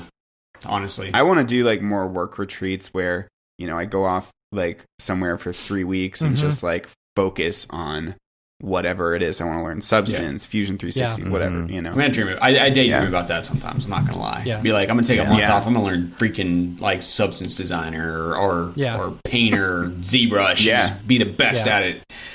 Billy Chicken said, I take months off all the damn time. LMAO. Me and my wife are talking about like taking a month during the summer and just like renting out an Airbnb somewhere, and I'll bring a computer with me and That's I'll what just I'm saying. work from, like we were talking about staying for a month in Key West, That'd be awesome. to where I work like, 6 hours out of the day and then we go to the beach for the rest of it. You'd have to make sure they have like You'll get legit nothing internet. done. Yeah, nothing done. You'll get nothing done. Let's be honest. You'll be at the beach. Yeah. With my computer.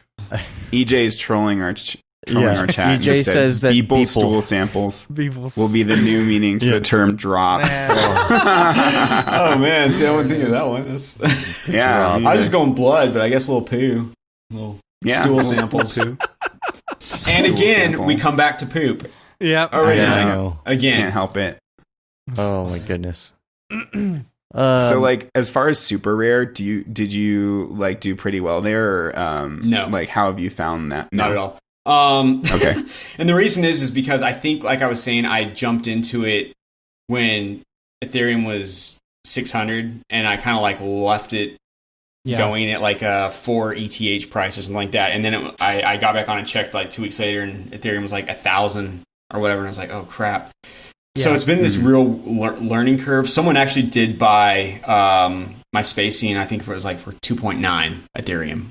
Wow. Okay, so that's I made a sell on there. I have that. I have the an animated loop on there right now. That's I think I made like an auction, but I think the auction price is probably too high at this point.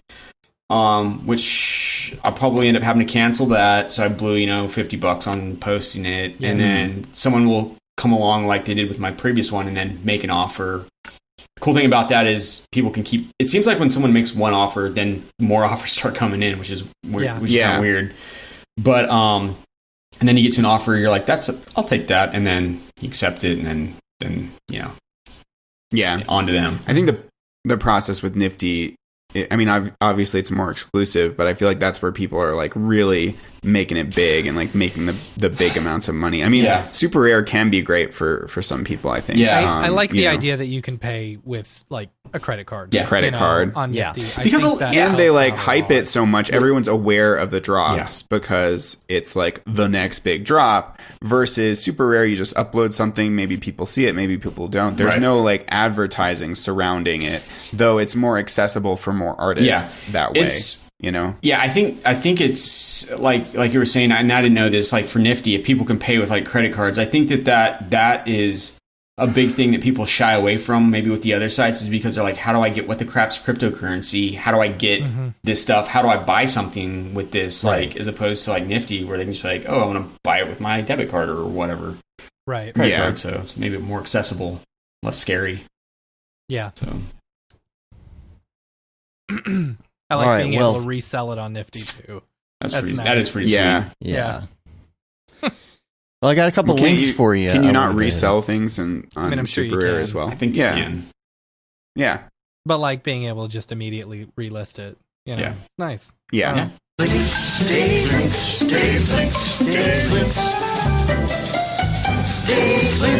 A couple links for you. And number one, Dave's links. Dave's links. Dave's links. Do. Number one is we made a better CGI Luke Skywalker. Yeah, never mind. love this. What are you gonna say? I was gonna say. Well, by me saying it, it would be spoilers. I was gonna say. Yeah. Oh, yeah. Woo. Go ahead. It's okay to spoil it. Everybody should have watched The Mandalorian at this point. If not, just do it. Like spoiler their whole alert. video is a spoiler. Like just the That's CGI Luke Skywalker thing you already said is a spoiler. So might as well. Yeah. Mandalorian spoilers coming up. So Oh yeah. Yeah, the video is on YouTube. It's this is Corridor Digital. Took me a minute. And they talked about how they did a deep fake to make a better looking Luke Skywalker. And they did. They actually succeeded. Yeah. And it's absurd to me that in 3 weeks or however long it took them, that they made a better looking version than a $1 billion company or billions of dollars Disney. I don't.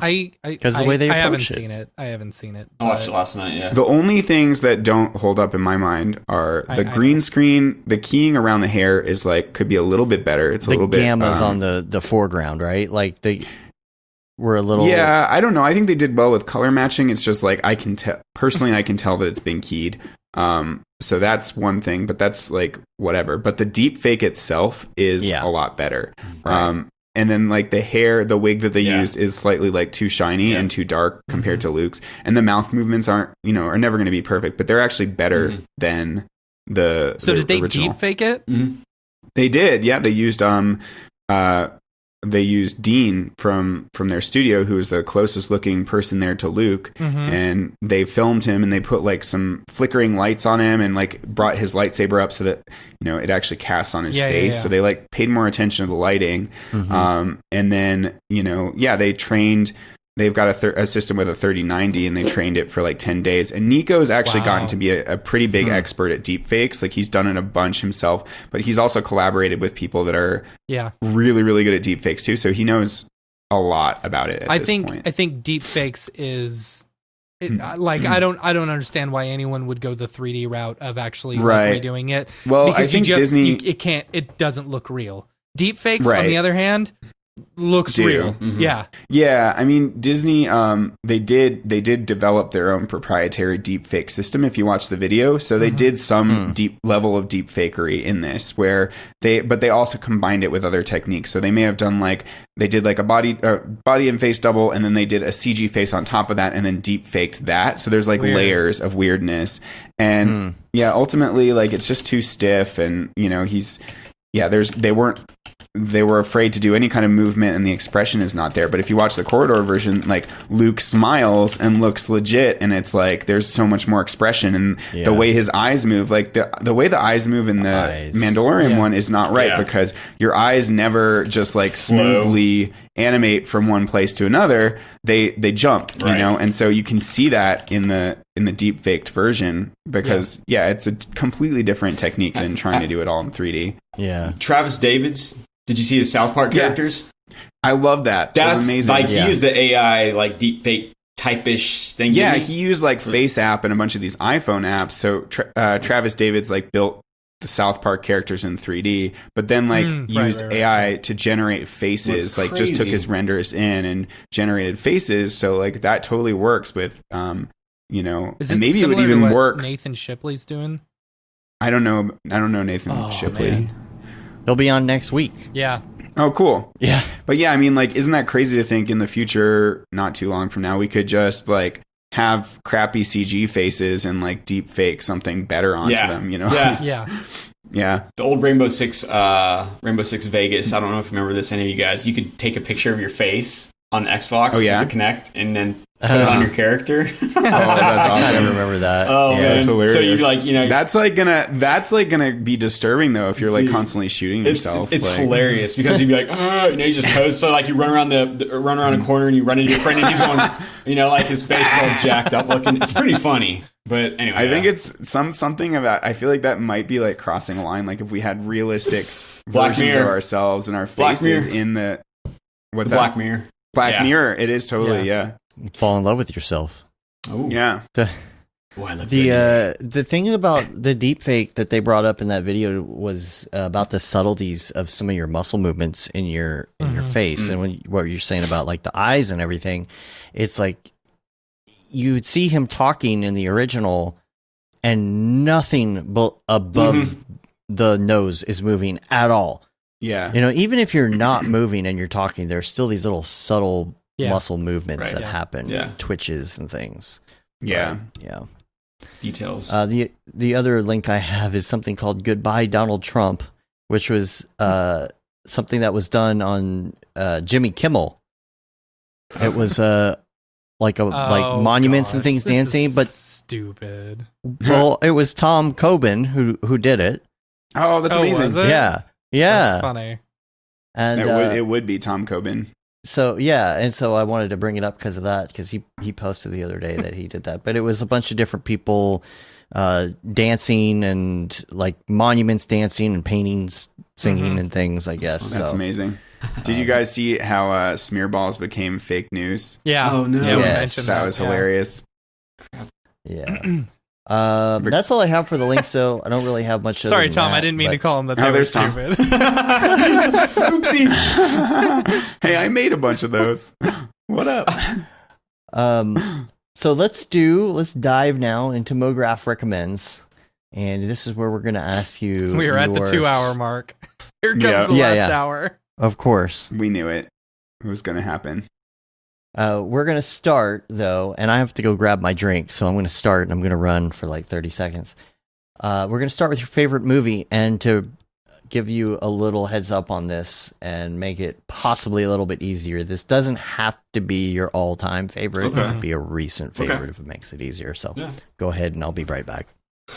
Man, I don't know. Like, I always come back to, like, the first Matrix movie. Okay, yeah. Like, that movie for me was, like, really good. I mean, even still, like, if I see it on TV or something like that, I'm just like, I've seen it, a million times. I think the concept and just everything about it was just, like, so cool to me at the time. That's the first time where I really, like, paid attention to, like, color grading and stuff like that. You know, like, when they're in the computer world, everything kind of had, like, this green overtone, and then they're... Anyway, I'd probably say that would be for me. It's a good choice. Yeah, it is. That was definitely like such a definitive movie in my teenage years. You know, just like for all of us. You can put that up there with like Jurassic Park, Terminator 2 as like those definitive VFX 3D animation.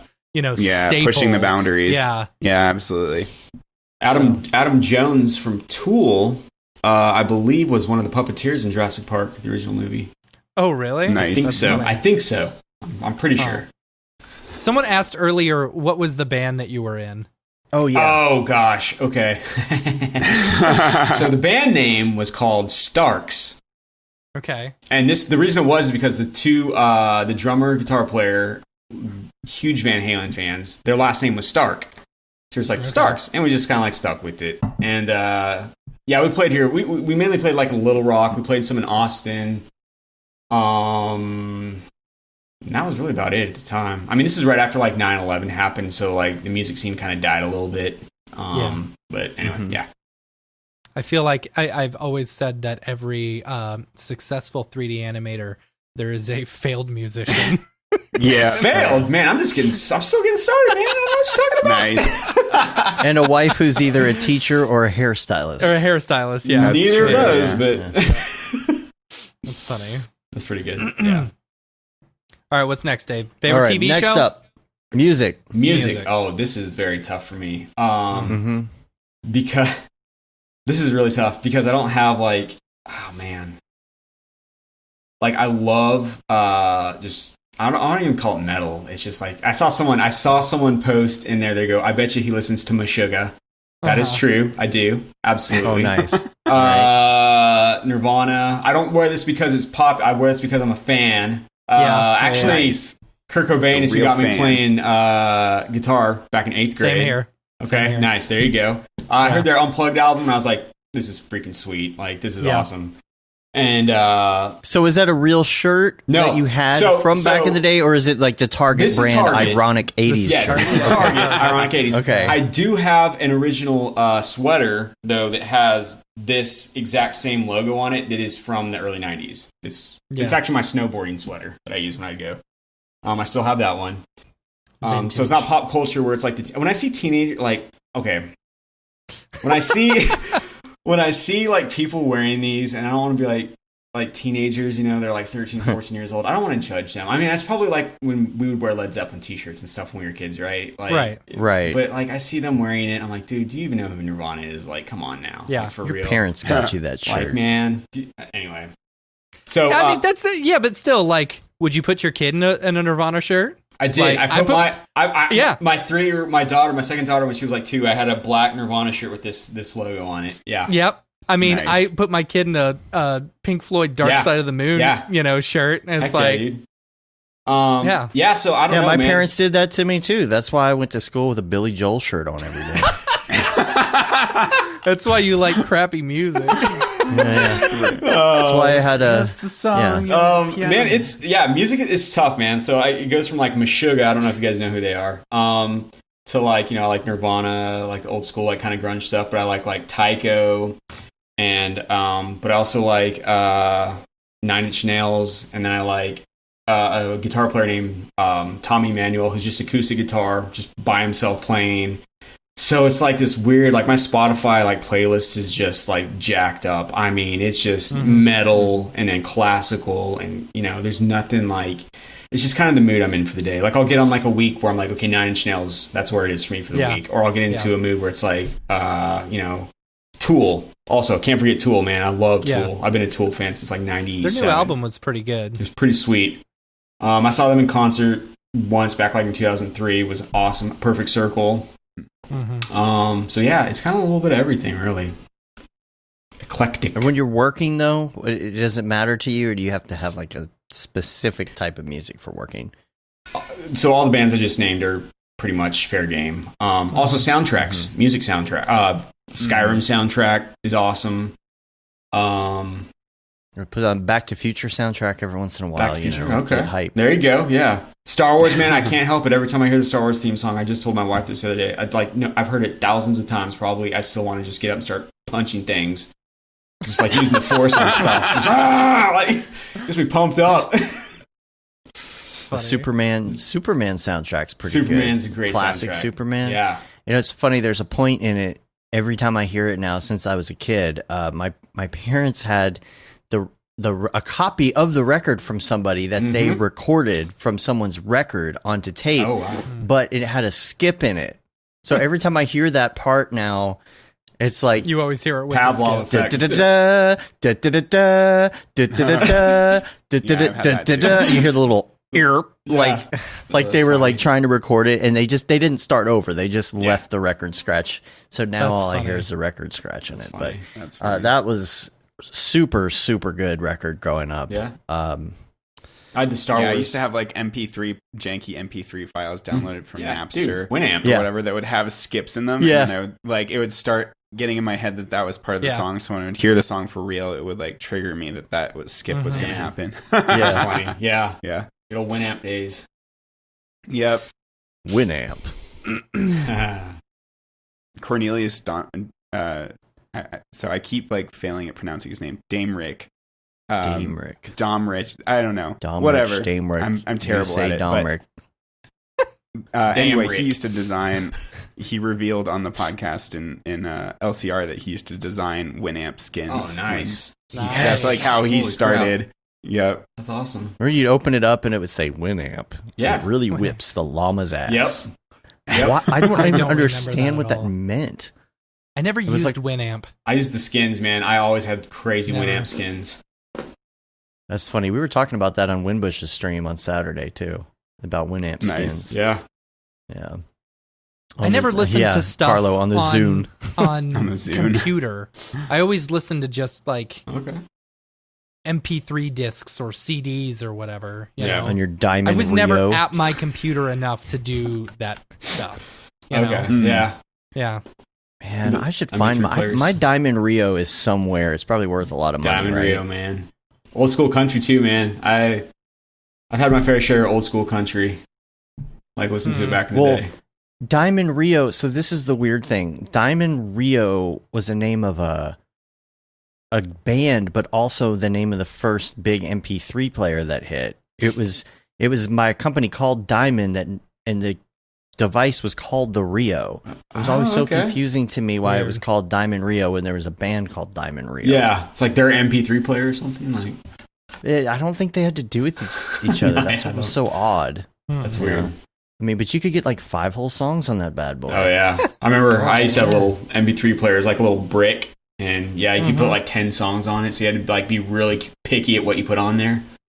Yeah, that might have been the Diamond Rio. Might have been. Could have been. Get those sweet hit clips, that played like 30 seconds of a popular song. Don't you remember hit clips? I don't remember that. They were awful. It was all. I remember now. That's what I call awful. Music. Yeah. Yep. Do they still make that? Yeah, probably. Yeah. Now that's what I call Music over 9,000. Pure Moods. Remember Pure Moods? Pure Moods, man. Enya? Anya? Yeah, Enya. Yep. Jock Jams. Jock Jams. He taught us how to love. All right, Dave, what's the next question? All right, next Holy one. cow, they're on now. That's what I call Music 107. That makes sense. Wow. Not surprising. 107 years old. That's what I was going to say. Yeah. It's been 107 What's years. stupid is like they give you the track list, and it's like, okay, well now I'm just going to go make a Spotify playlist if I want. Yeah. Right. That's all right. The next thing on the list is your favorite TV show. Man, this one's really tough. I mean, I really, really like Always Sunny in Philadelphia. So good. A lot. I don't know. Okay, you've seen it then. I don't know if a lot of you guys have seen it. The gun episode Gosh, where they're trying to buy guns and then the other two are trying to stop guns and how they completely flip-flop by the end of it. Yes. Oh, it's so good. I mean, the one where they all find out they have alcohol withdrawal, where they think they're dying. It's just, if you guys haven't, it's 20-minute episodes. They're hilarious. It's good. It's good. Like if you don't know what to watch, just put on It's Always Sunny in Philadelphia. It's great. Yeah. Schitt's Creek's really good. I don't know if you guys have seen that. So good. I finished it last week. Did you? Oh, it's such a good show. Isn't that a great show, man? It's so stress relieving. It makes you feel good. It's just it's just so great. Schitt's Creek's really good. It is such a good, wholesome show. Yeah. Absolutely love it. It's great. And here's Kevin. There was Yeah. He says Breaking Bad is the best show he's ever seen, except maybe The Wire. Yeah. The Wire. I've heard about The Wire, actually. I heard that was really good. There's a behind the scenes this is the inside joke, Stu. On Netflix right now that's really good. Okay, I was going to watch that. I saw. Yeah, okay. Yeah, it's good. This is the inside jokes, too, because every single week Kevin gets on this chat to tell us Breaking Bad and The Wire are the best shows ever. So this is literally for the past several, it's maybe probably I'd say been a 4 year, months. at least. That's good. A year. Oh, yeah. That's good. Yeah. See, it's a Family Guy thing. And actually, I started... Chelsea and I tried to start watching The Wire the other night, but it was very late and we were too tired and it didn't make any sense. So we were I've been just told you have to get 4 4 episodes in before I you start liking it. 3 times. And I'm like, I don't know if I have 4 hours to invest. Patience. Time is valuable. I already watched right Devs, and that almost destroyed me. Right. Yeah. I noticed something. Okay, I watched Twister the other day, right? Why?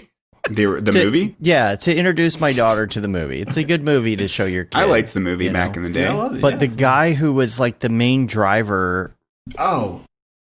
He was the guy who was one of the guys in Devs. You know the guy who's he's like the security guy in Devs. He was the guy who's the driver in Twister who gets impaled by the antenna. Oh wow. Right. Oh, crap. Yeah. I didn't notice that. I was like, that guy hasn't aged at all. You finished Devs, right? No. Oh my I gosh! have like 2 episodes. I the started last so 2 many things, episodes are the best episodes. That's but this the is only my reason why you problem. watch it. I can't get into anything right now. I'm trying. I tried all sorts of different things. What I am really digging right now is WandaVision. Oh, yeah, see, that's I I want to get into good. that. I haven't started that It's one so yet. good. I love it. Really good so far. Did y'all see this last Marvel episode? is like such a genius studio. Yeah. So good. Yes. Mm-hmm.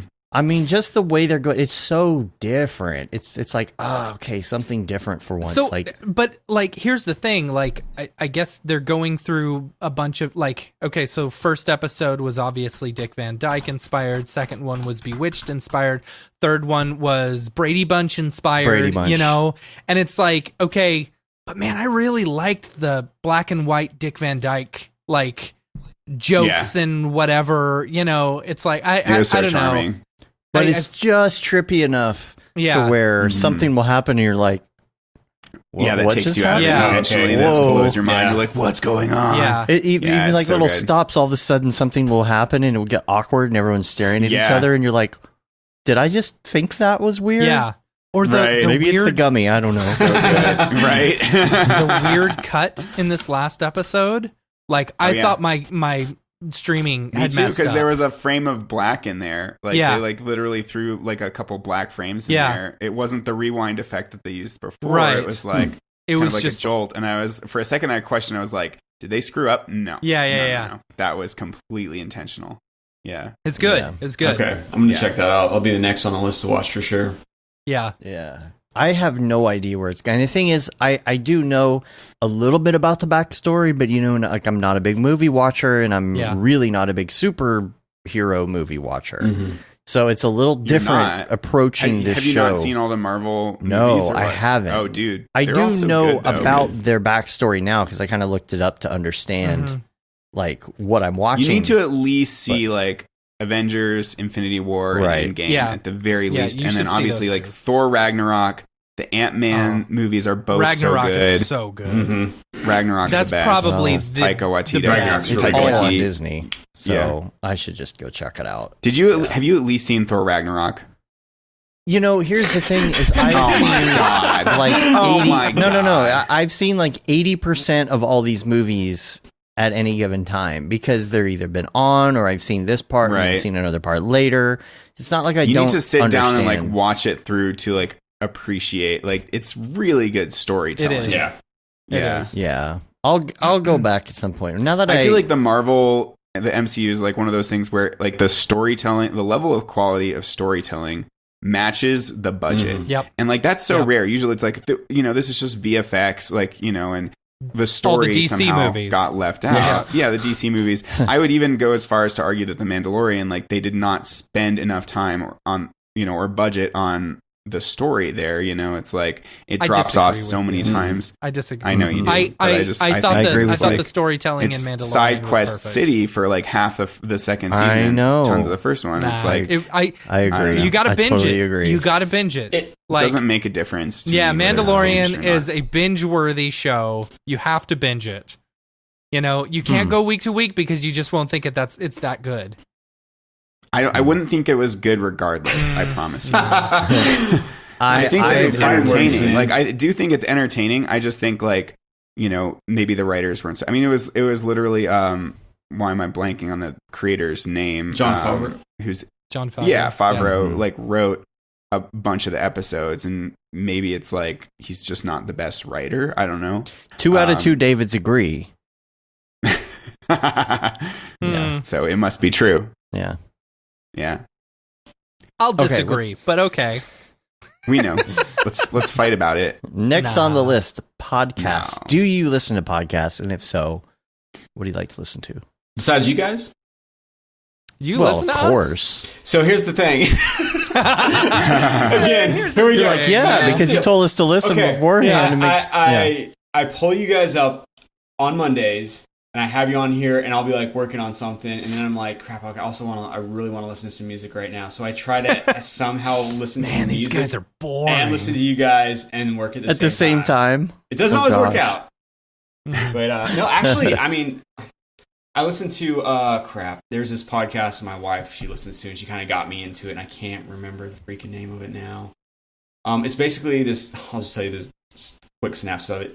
It's a guy who people write into him saying, "Hey, I have this problem. I'm holding this grudge I've held onto forever," and he takes that information, and he's kind of like I guess like a PI almost. And he goes and he tries to like right these wrongs of people's past and help people like deal with stuff. But it's not always just people. Sometimes it's like there was this one movie, I can't remember what it was, from like the 80s, and someone like broke that line. Like they looked at the camera, they broke the wall, whatever it's called. Mm-hmm. And he's like, the person called in, they're like, this has been bothering me for 30 years. And the guy's like, all right, I'm going to find the person who was in that movie who broke that wall. And like, I can't remember the name of the podcast. That's interesting. But that's like the only one that I have ever really like listened to over the past like couple of years. Cool. I wish I knew the name of the guy. Jonathan something. Colton? No, it's like shoot, man. I don't know. I could holler at my wife right now and ask her, but she'd probably be like, hey, just text her. What's the name of that? We'll figure it out. We'll put it in the show notes if you want it. Okay, what about favorite plugin? Favorite plugin. I mean, I use Octane, obviously. Out of all the plugins, that's I guess would have to be my favorite because that's what I use all the time. Forester is awesome. Mm-hmm. Mm-hmm. I love Quixel Bridge also. Oh yeah. Quixel Bridge is just for like knocking stuff out real fast. Oh, absolutely. But yeah, plugin, I would say Octane's at the top, and then probably Bridge, and then probably Forester for me. Yeah. Maybe y'all can answer this question for me, because we paid for a Quixel Bridge license, right? Mm-hmm. And the other day, and I don't understand this, and maybe it's just me, but every time you log into Quixel Bridge, or every time you open the program, it asks you to log in again. And I'm like, why does it ask me to log in every time? So I had been using my Epic account, and I clicked on Epic every time to log in. Well, and it would come up and it would autofill the name and password for me, right? So something happened the other day, and it wouldn't take my name and my password. And I was like, why is this? Did I use a different name, and I just signed up with Epic under a different email address or a different name? I could not figure it out. So I ended up doing like some other Epic address that I had. And it logged me in, and it showed me all the things I usually see, which is export this to Cinema 4D, blah, blah, blah, blah, blah. But also, I think somehow it's just like the same version you can use for Unreal.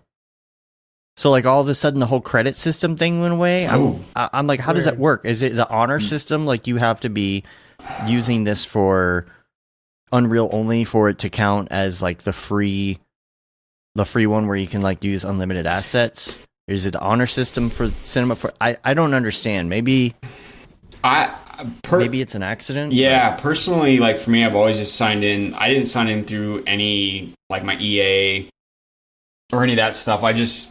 And I have the credits, and I pay the $20 a month or whatever for it. So I can't. I don't know. I had one. I had one friend that was like, "Hey, I signed in using my EA account, and now I have all this stuff for free." And I'm not sure if he's using it in like Cinema or Octane. I know if it's like an FBX, then I'm not sure how it comes out when you're using it through. Carlos said the same thing. Same thing happened to me, unlimited credits. And I swear somebody else said that too to me at one point, was like, oh, I don't pay for it, I just have it. And I'm like, oh, is it the honor system? Yeah, I don't know. I've never run into that problem, so I don't know. Yeah. Yeah, where's Windbush? Yeah. Yeah, maybe that's what it is. It must be honor system or something. I don't know. Okay, what is your favorite app on your phone? Your go-to muscle memory favorite app? I mean, probably Instagram, I guess. Yeah. I've been trying to get into TikTok. So my TikTok stream is just all animals. Like pets and like, oh, that's funny. And like it's like you're on Pet Talk. It's like yeah, it's just like baby pigs and raccoons and like cows and like crap like that. And like I don't know. I mean, I use those too. Let me look here. I don't know really. That's really it. On Twitter, I use Twitter also. Yeah. But yeah, probably Instagram, Twitter, TikTok has become quite popular here. So yeah, Gwarns or G-Warns, I don't know, whichever. What up, G-Warns? If you sign in with the Epic Games, everything is free to download, but only if you use it in an Unreal project, and it's based on trust. Interesting. Huh. Okay. Well, I got to figure that out. Anyway. But hey, we pay for it, so. There you go. Favorite life hack? The hard one here. So I hate having to pre-drill holes in the wall. I'm going to hang something. Okay. So I got the impact. This isn't really a life hack. This is more of like, I didn't know this. Maybe someone else doesn't know this. Impact driver. Okay. Fantastic. Way easy. Like, you don't have to pre-drill holes. You want to hang up like curtains. I hung up I have a 65-inch TV in our living room, and it was up too high. And so I made essentially a giant, I pulled 2 2x4s, lowered it, drilled them into this. So I'm drilling through a 2x4, or maybe it was a 1x2. Anyway, it's pretty thick piece of wood, and then into a stud. And I didn't even have to like pre-drill anything. I just used the impact driver, and it just like cranked that sucker straight through 2 pieces and hung my TV up on it. Looks awesome. If you can get one of those and you hate having to like pre-drill stuff, you got a lot of stuff you got to do around the house. Awesome to have. That's a good idea. You can buy anchors like that too. Yes. That are they drill themselves, and you don't have to like make sure you get the right drill bit size and accidentally drill a little bit too big or any of that. That's super annoying. But this was pretty impressive because they're like lug nut screws. Like they're pretty big. And it's just like, and it's kind of weird because like when you use it and it like kicks into the impact mode, so it goes from like a normal drill like to like this super loud like shockingly loud pounding where you think you're breaking something, but that's like when it's doing its real job and stuff. So anyway, anyone out there that hates having to drill holes, get one of those. Cool. Well, that's it. Wait, did we do favorite video game? Oh, you guys. Oh, yeah. Well, that's not a normal question. This is the most important question that you could possibly ask, and you don't include it every week. All right. And I don't know if you guys have played this. Maybe you have. Maybe I should add it. Yeah, you should. Red Dead Redemption 2. Nice. I started playing. Dude, my stepson Cyrus loved the attention to detail. So I've been playing on my computer. Like when I first started walking in the snow, and the snow was like plowing out of the way everywhere you walked, I was like, holy crap. And then like riding your horse and like looking around and like seeing like these god rays, and then like a random hawk comes down and snatches a rabbit off the ground like out. I was just like, crazy. This is nuts. And people are carrying on like normal conversations. It's not like in like GTA they're like, man, we're in the blah blah blah, like random stuff that they spout off. Like they're actually like having a conversation, like and stuff. That's crazy. Westworld vibes. Dude, and the map is so massive. Like it's such a huge map. I just started playing online, and like if you ride your horse from one end of the map to the other, it's like a 45-minute like ride. It's crazy. Wow. I should get back into dude. That. It's pretty sweet. And then I mean, I was playing before that Warzone, Call of Duty. Nice. Nice. And your favorite game is gonna be Halo 5 because Halo 5, man. Well, I didn't have anyone to play with. Like I used to play with my brother-in-law and a couple people, and we played Halo forever. And I'll put it back on. Yeah, is it Halo 5 mainly? Is that what you guys play? Halo 5 as well. Yeah, that's what we play. We've got a pretty big group. We'll get like 15 pretty frequently. We'll get like 8 people to just do local. Fight against each other. I mean, we sometimes do like online as well, but local just tends to be more fun because you can just for y'all, each other. It's not as fun for me. But we mix and but match we're still playing teams. Yeah. We're still playing teams. That's pretty sweet. All right. When we the usually worst get person on the and team, it's not very fun. Wheels on the bus, man. You just get in that warthog and just drive your teammates around the whole time. Then yeah, true. Yeah. Well, we'll get like 4 people on, and we're playing online, and then somebody will come on. After that, we're like, time to do local. Yeah, if after you have more than 4, you can't play ranked unless you want to go into like Warzone or what those big team battle maps. Yeah, it's not the same. It's not as fun. Yeah, no, like that feels more like Call of Duty. Like you got to sit there and like strategize and find a nice sniper point. Yeah, and all that. We don't like that. We just like to parkour. You just want to go in it, dude. Just go in there. Yeah. SWAT. We do mix it up. Do you guys remember? Did you ever play SWAT like on Halo 2 and stuff? Halo 2, 3, where just one shot kills essentially to the head. Oh, that's fun. Oh, we've done similar things before. Golf clubs. We'll play golf clubs. Yeah, golf clubs. We did one where we do like low gravity and rockets. Yeah. That's Sensitivities. What do you guys use when you're playing, sensitivity-wise? I'm curious. 0? Super low. Well, it depends on the game. Like in Halo Reach, I had a much higher sensitivity, but in Halo 5, I kind of keep it even lower than the default, weirdly. Yeah, me too. I'm like 1 or 2. I've played with mine on 10. Nice. That's crazy, dude. How do you snipe like that? Dude, I don't know, man. I hold my controller kind of weird. Like, I hold it almost like where my thumbs are like, almost like, not like flat like that, where they're like almost like down, and I just barely move. Weird. Them. Yeah. So. Weird. So either like. So you've got like ultra sensitive thumbs. Super, like, it's like on either 8, like 8, between 8 and 10. But shotgun's man, you can just like flip around. Whoops, alright. You can just like flip around real fast and just like do it through. Yeah, it helps for spinning around. Yeah, I can't spin around because mine's so slow. I feel like I have to adjust mine a little bit up and down depending on the day. I swear it changes.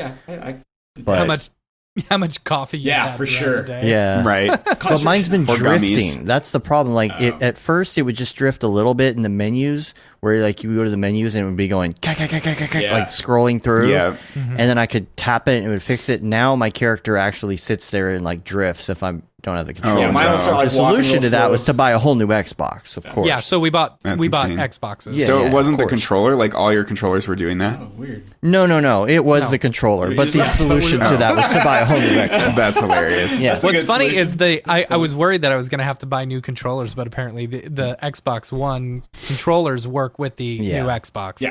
Yeah. Oh, that's cool. Yeah.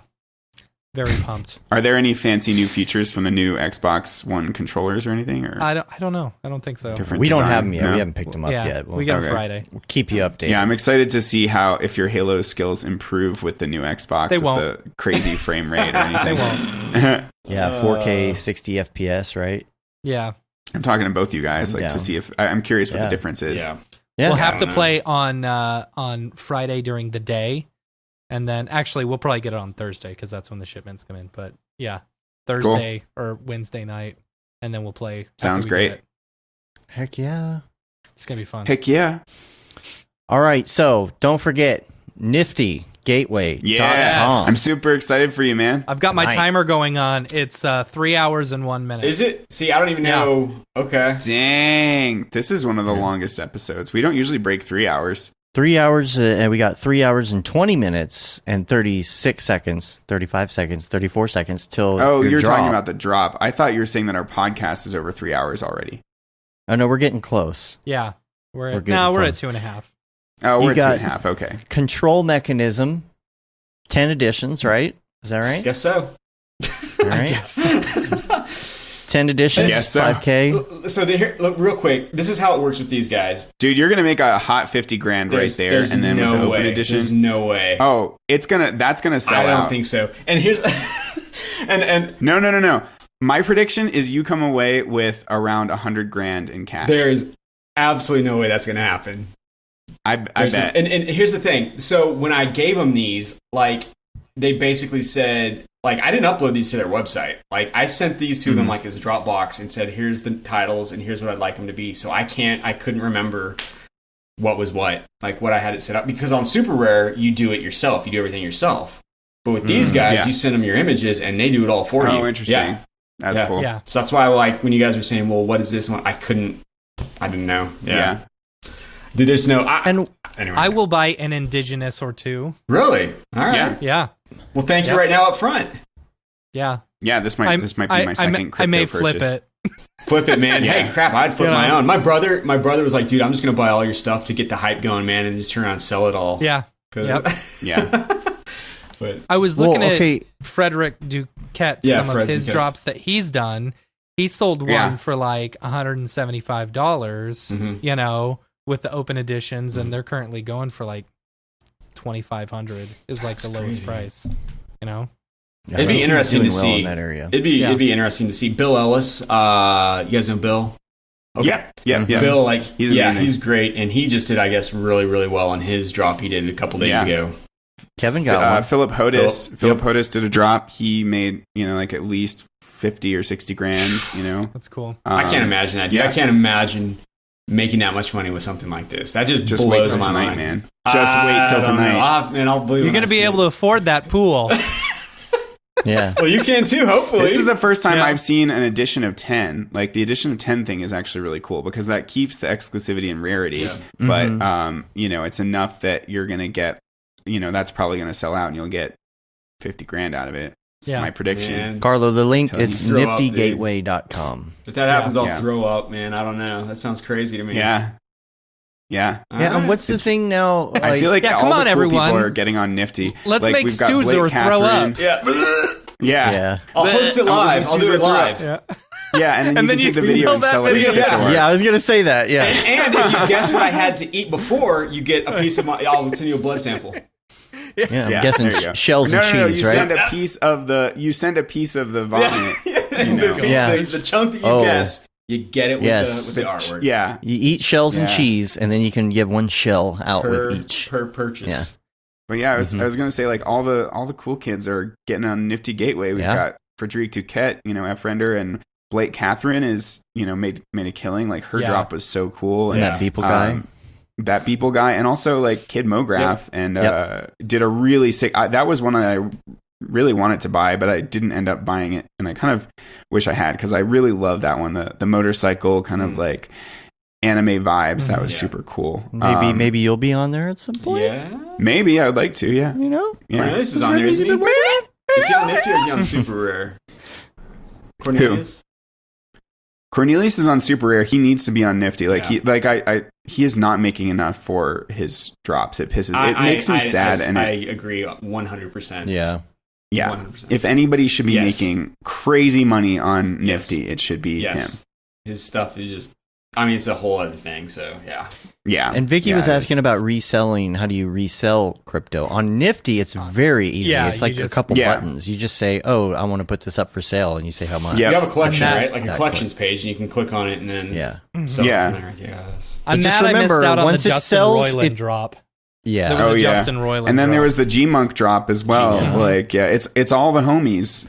Yeah. but once it sells, okay, like you can't just put it up and then someone's like, yeah, I'll totally buy it for that much, and then you could say, never mind. Like, if you put it up and it sells, it's already gone. Just keep that in mind. There's no turning back on that. I also there's something going on. I'll have to look this up a little bit more because I don't understand this about how much energy it takes to do crypto art. Yeah, so that's a touchy subject. We should talk about this. What's the deal?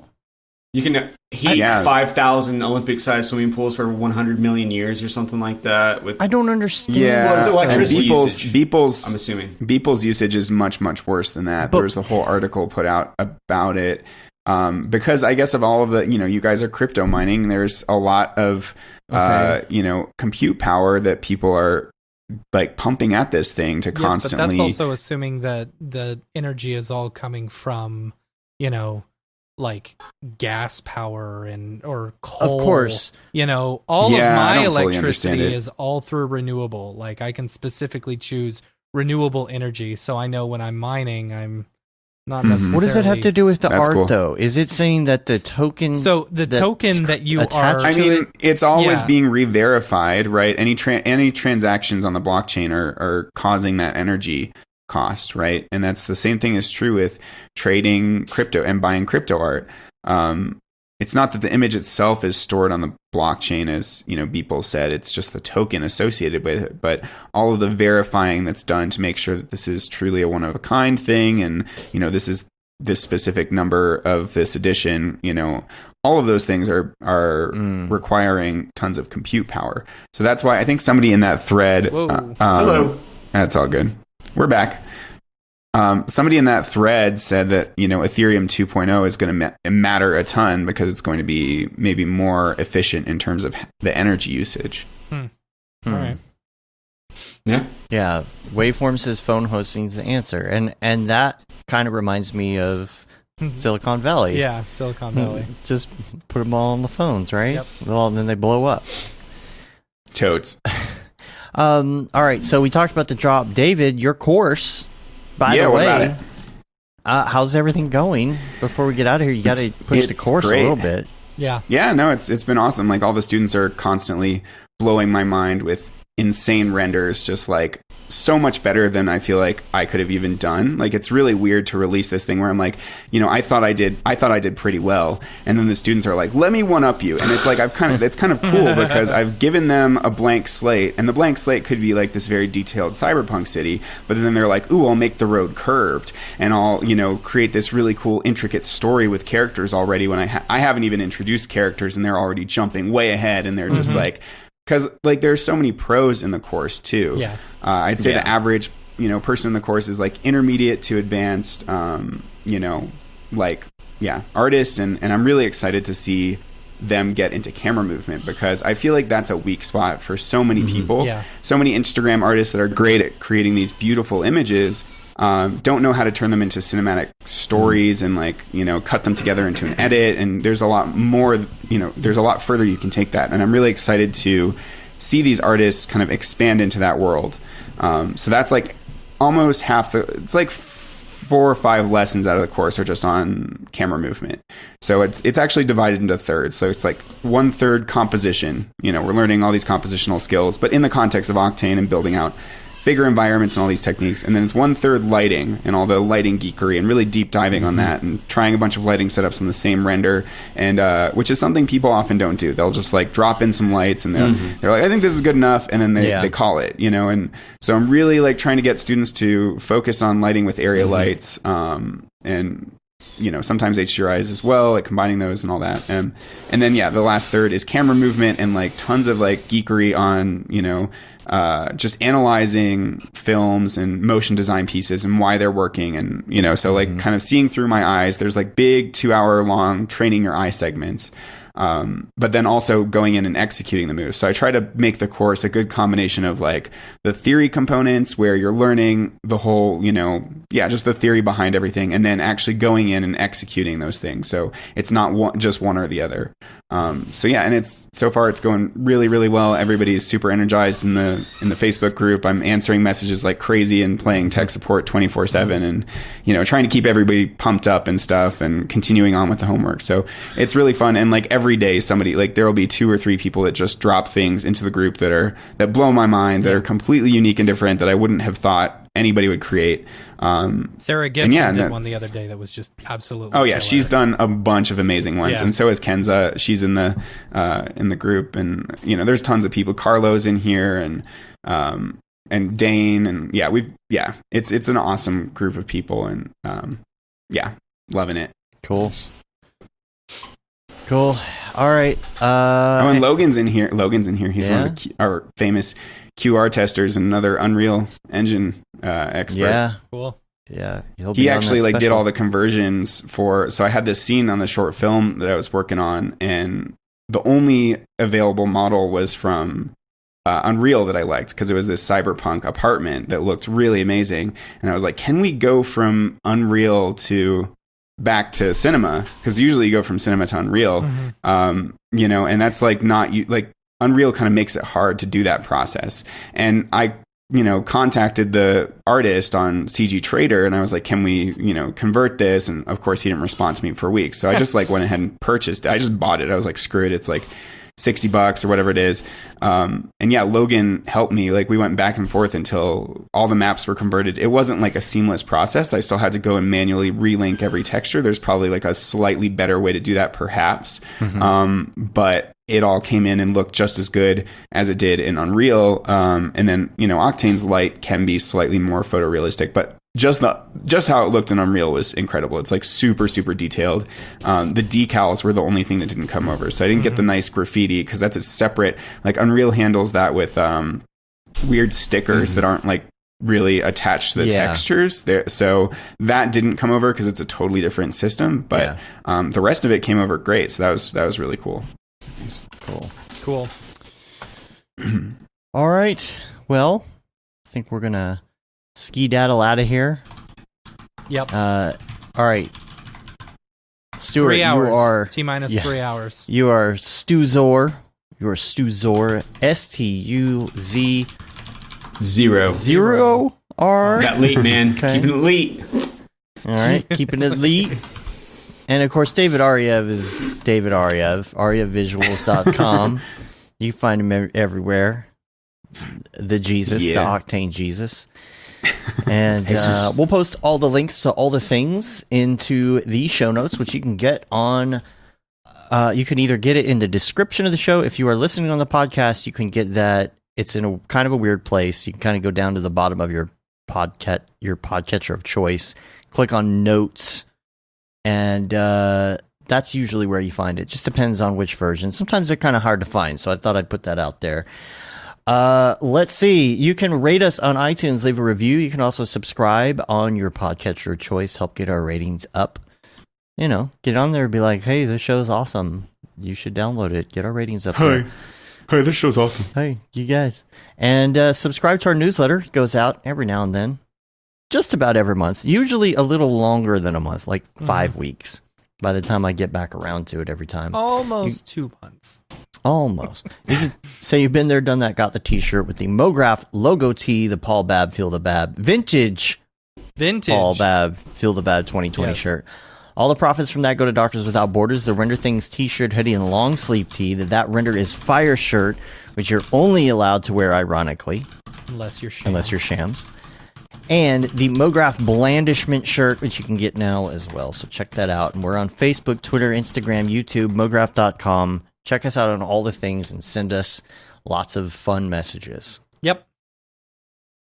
Yeah. And that's about it. I'm hungry. Let's get out of here. Me too. Nice. Me too.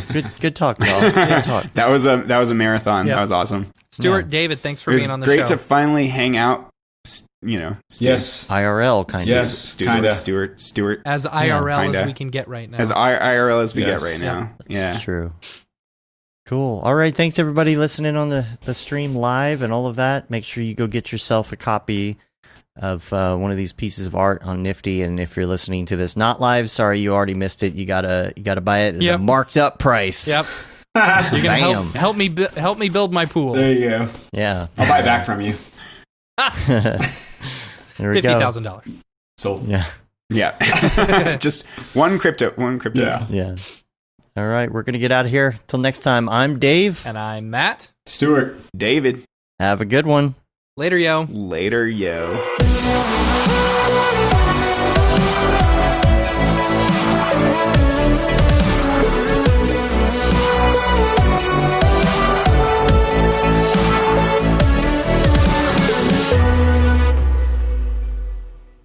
It's pretty good, I guess.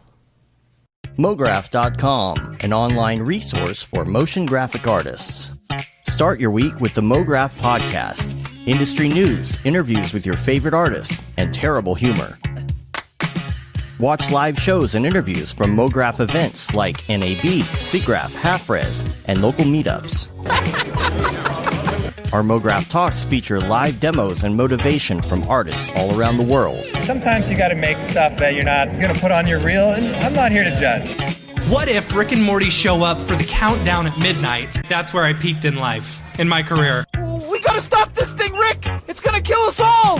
Hear from the people that create your software, design your render engines, and artists that are changing the face of modern motion graphics. You get that render done.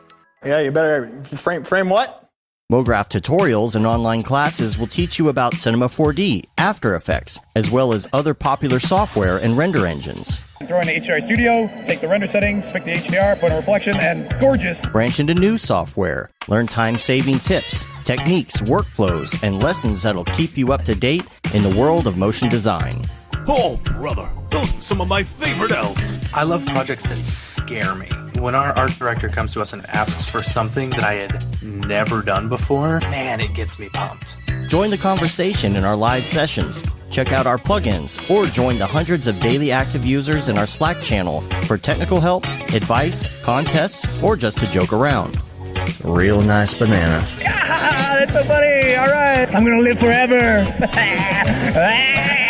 Subscribe today and get the latest updates on our YouTube and other social media channels. Take all your dreams and just do it! We don't care how you get here, folks. Just get here. Subscribe to Mograph.com.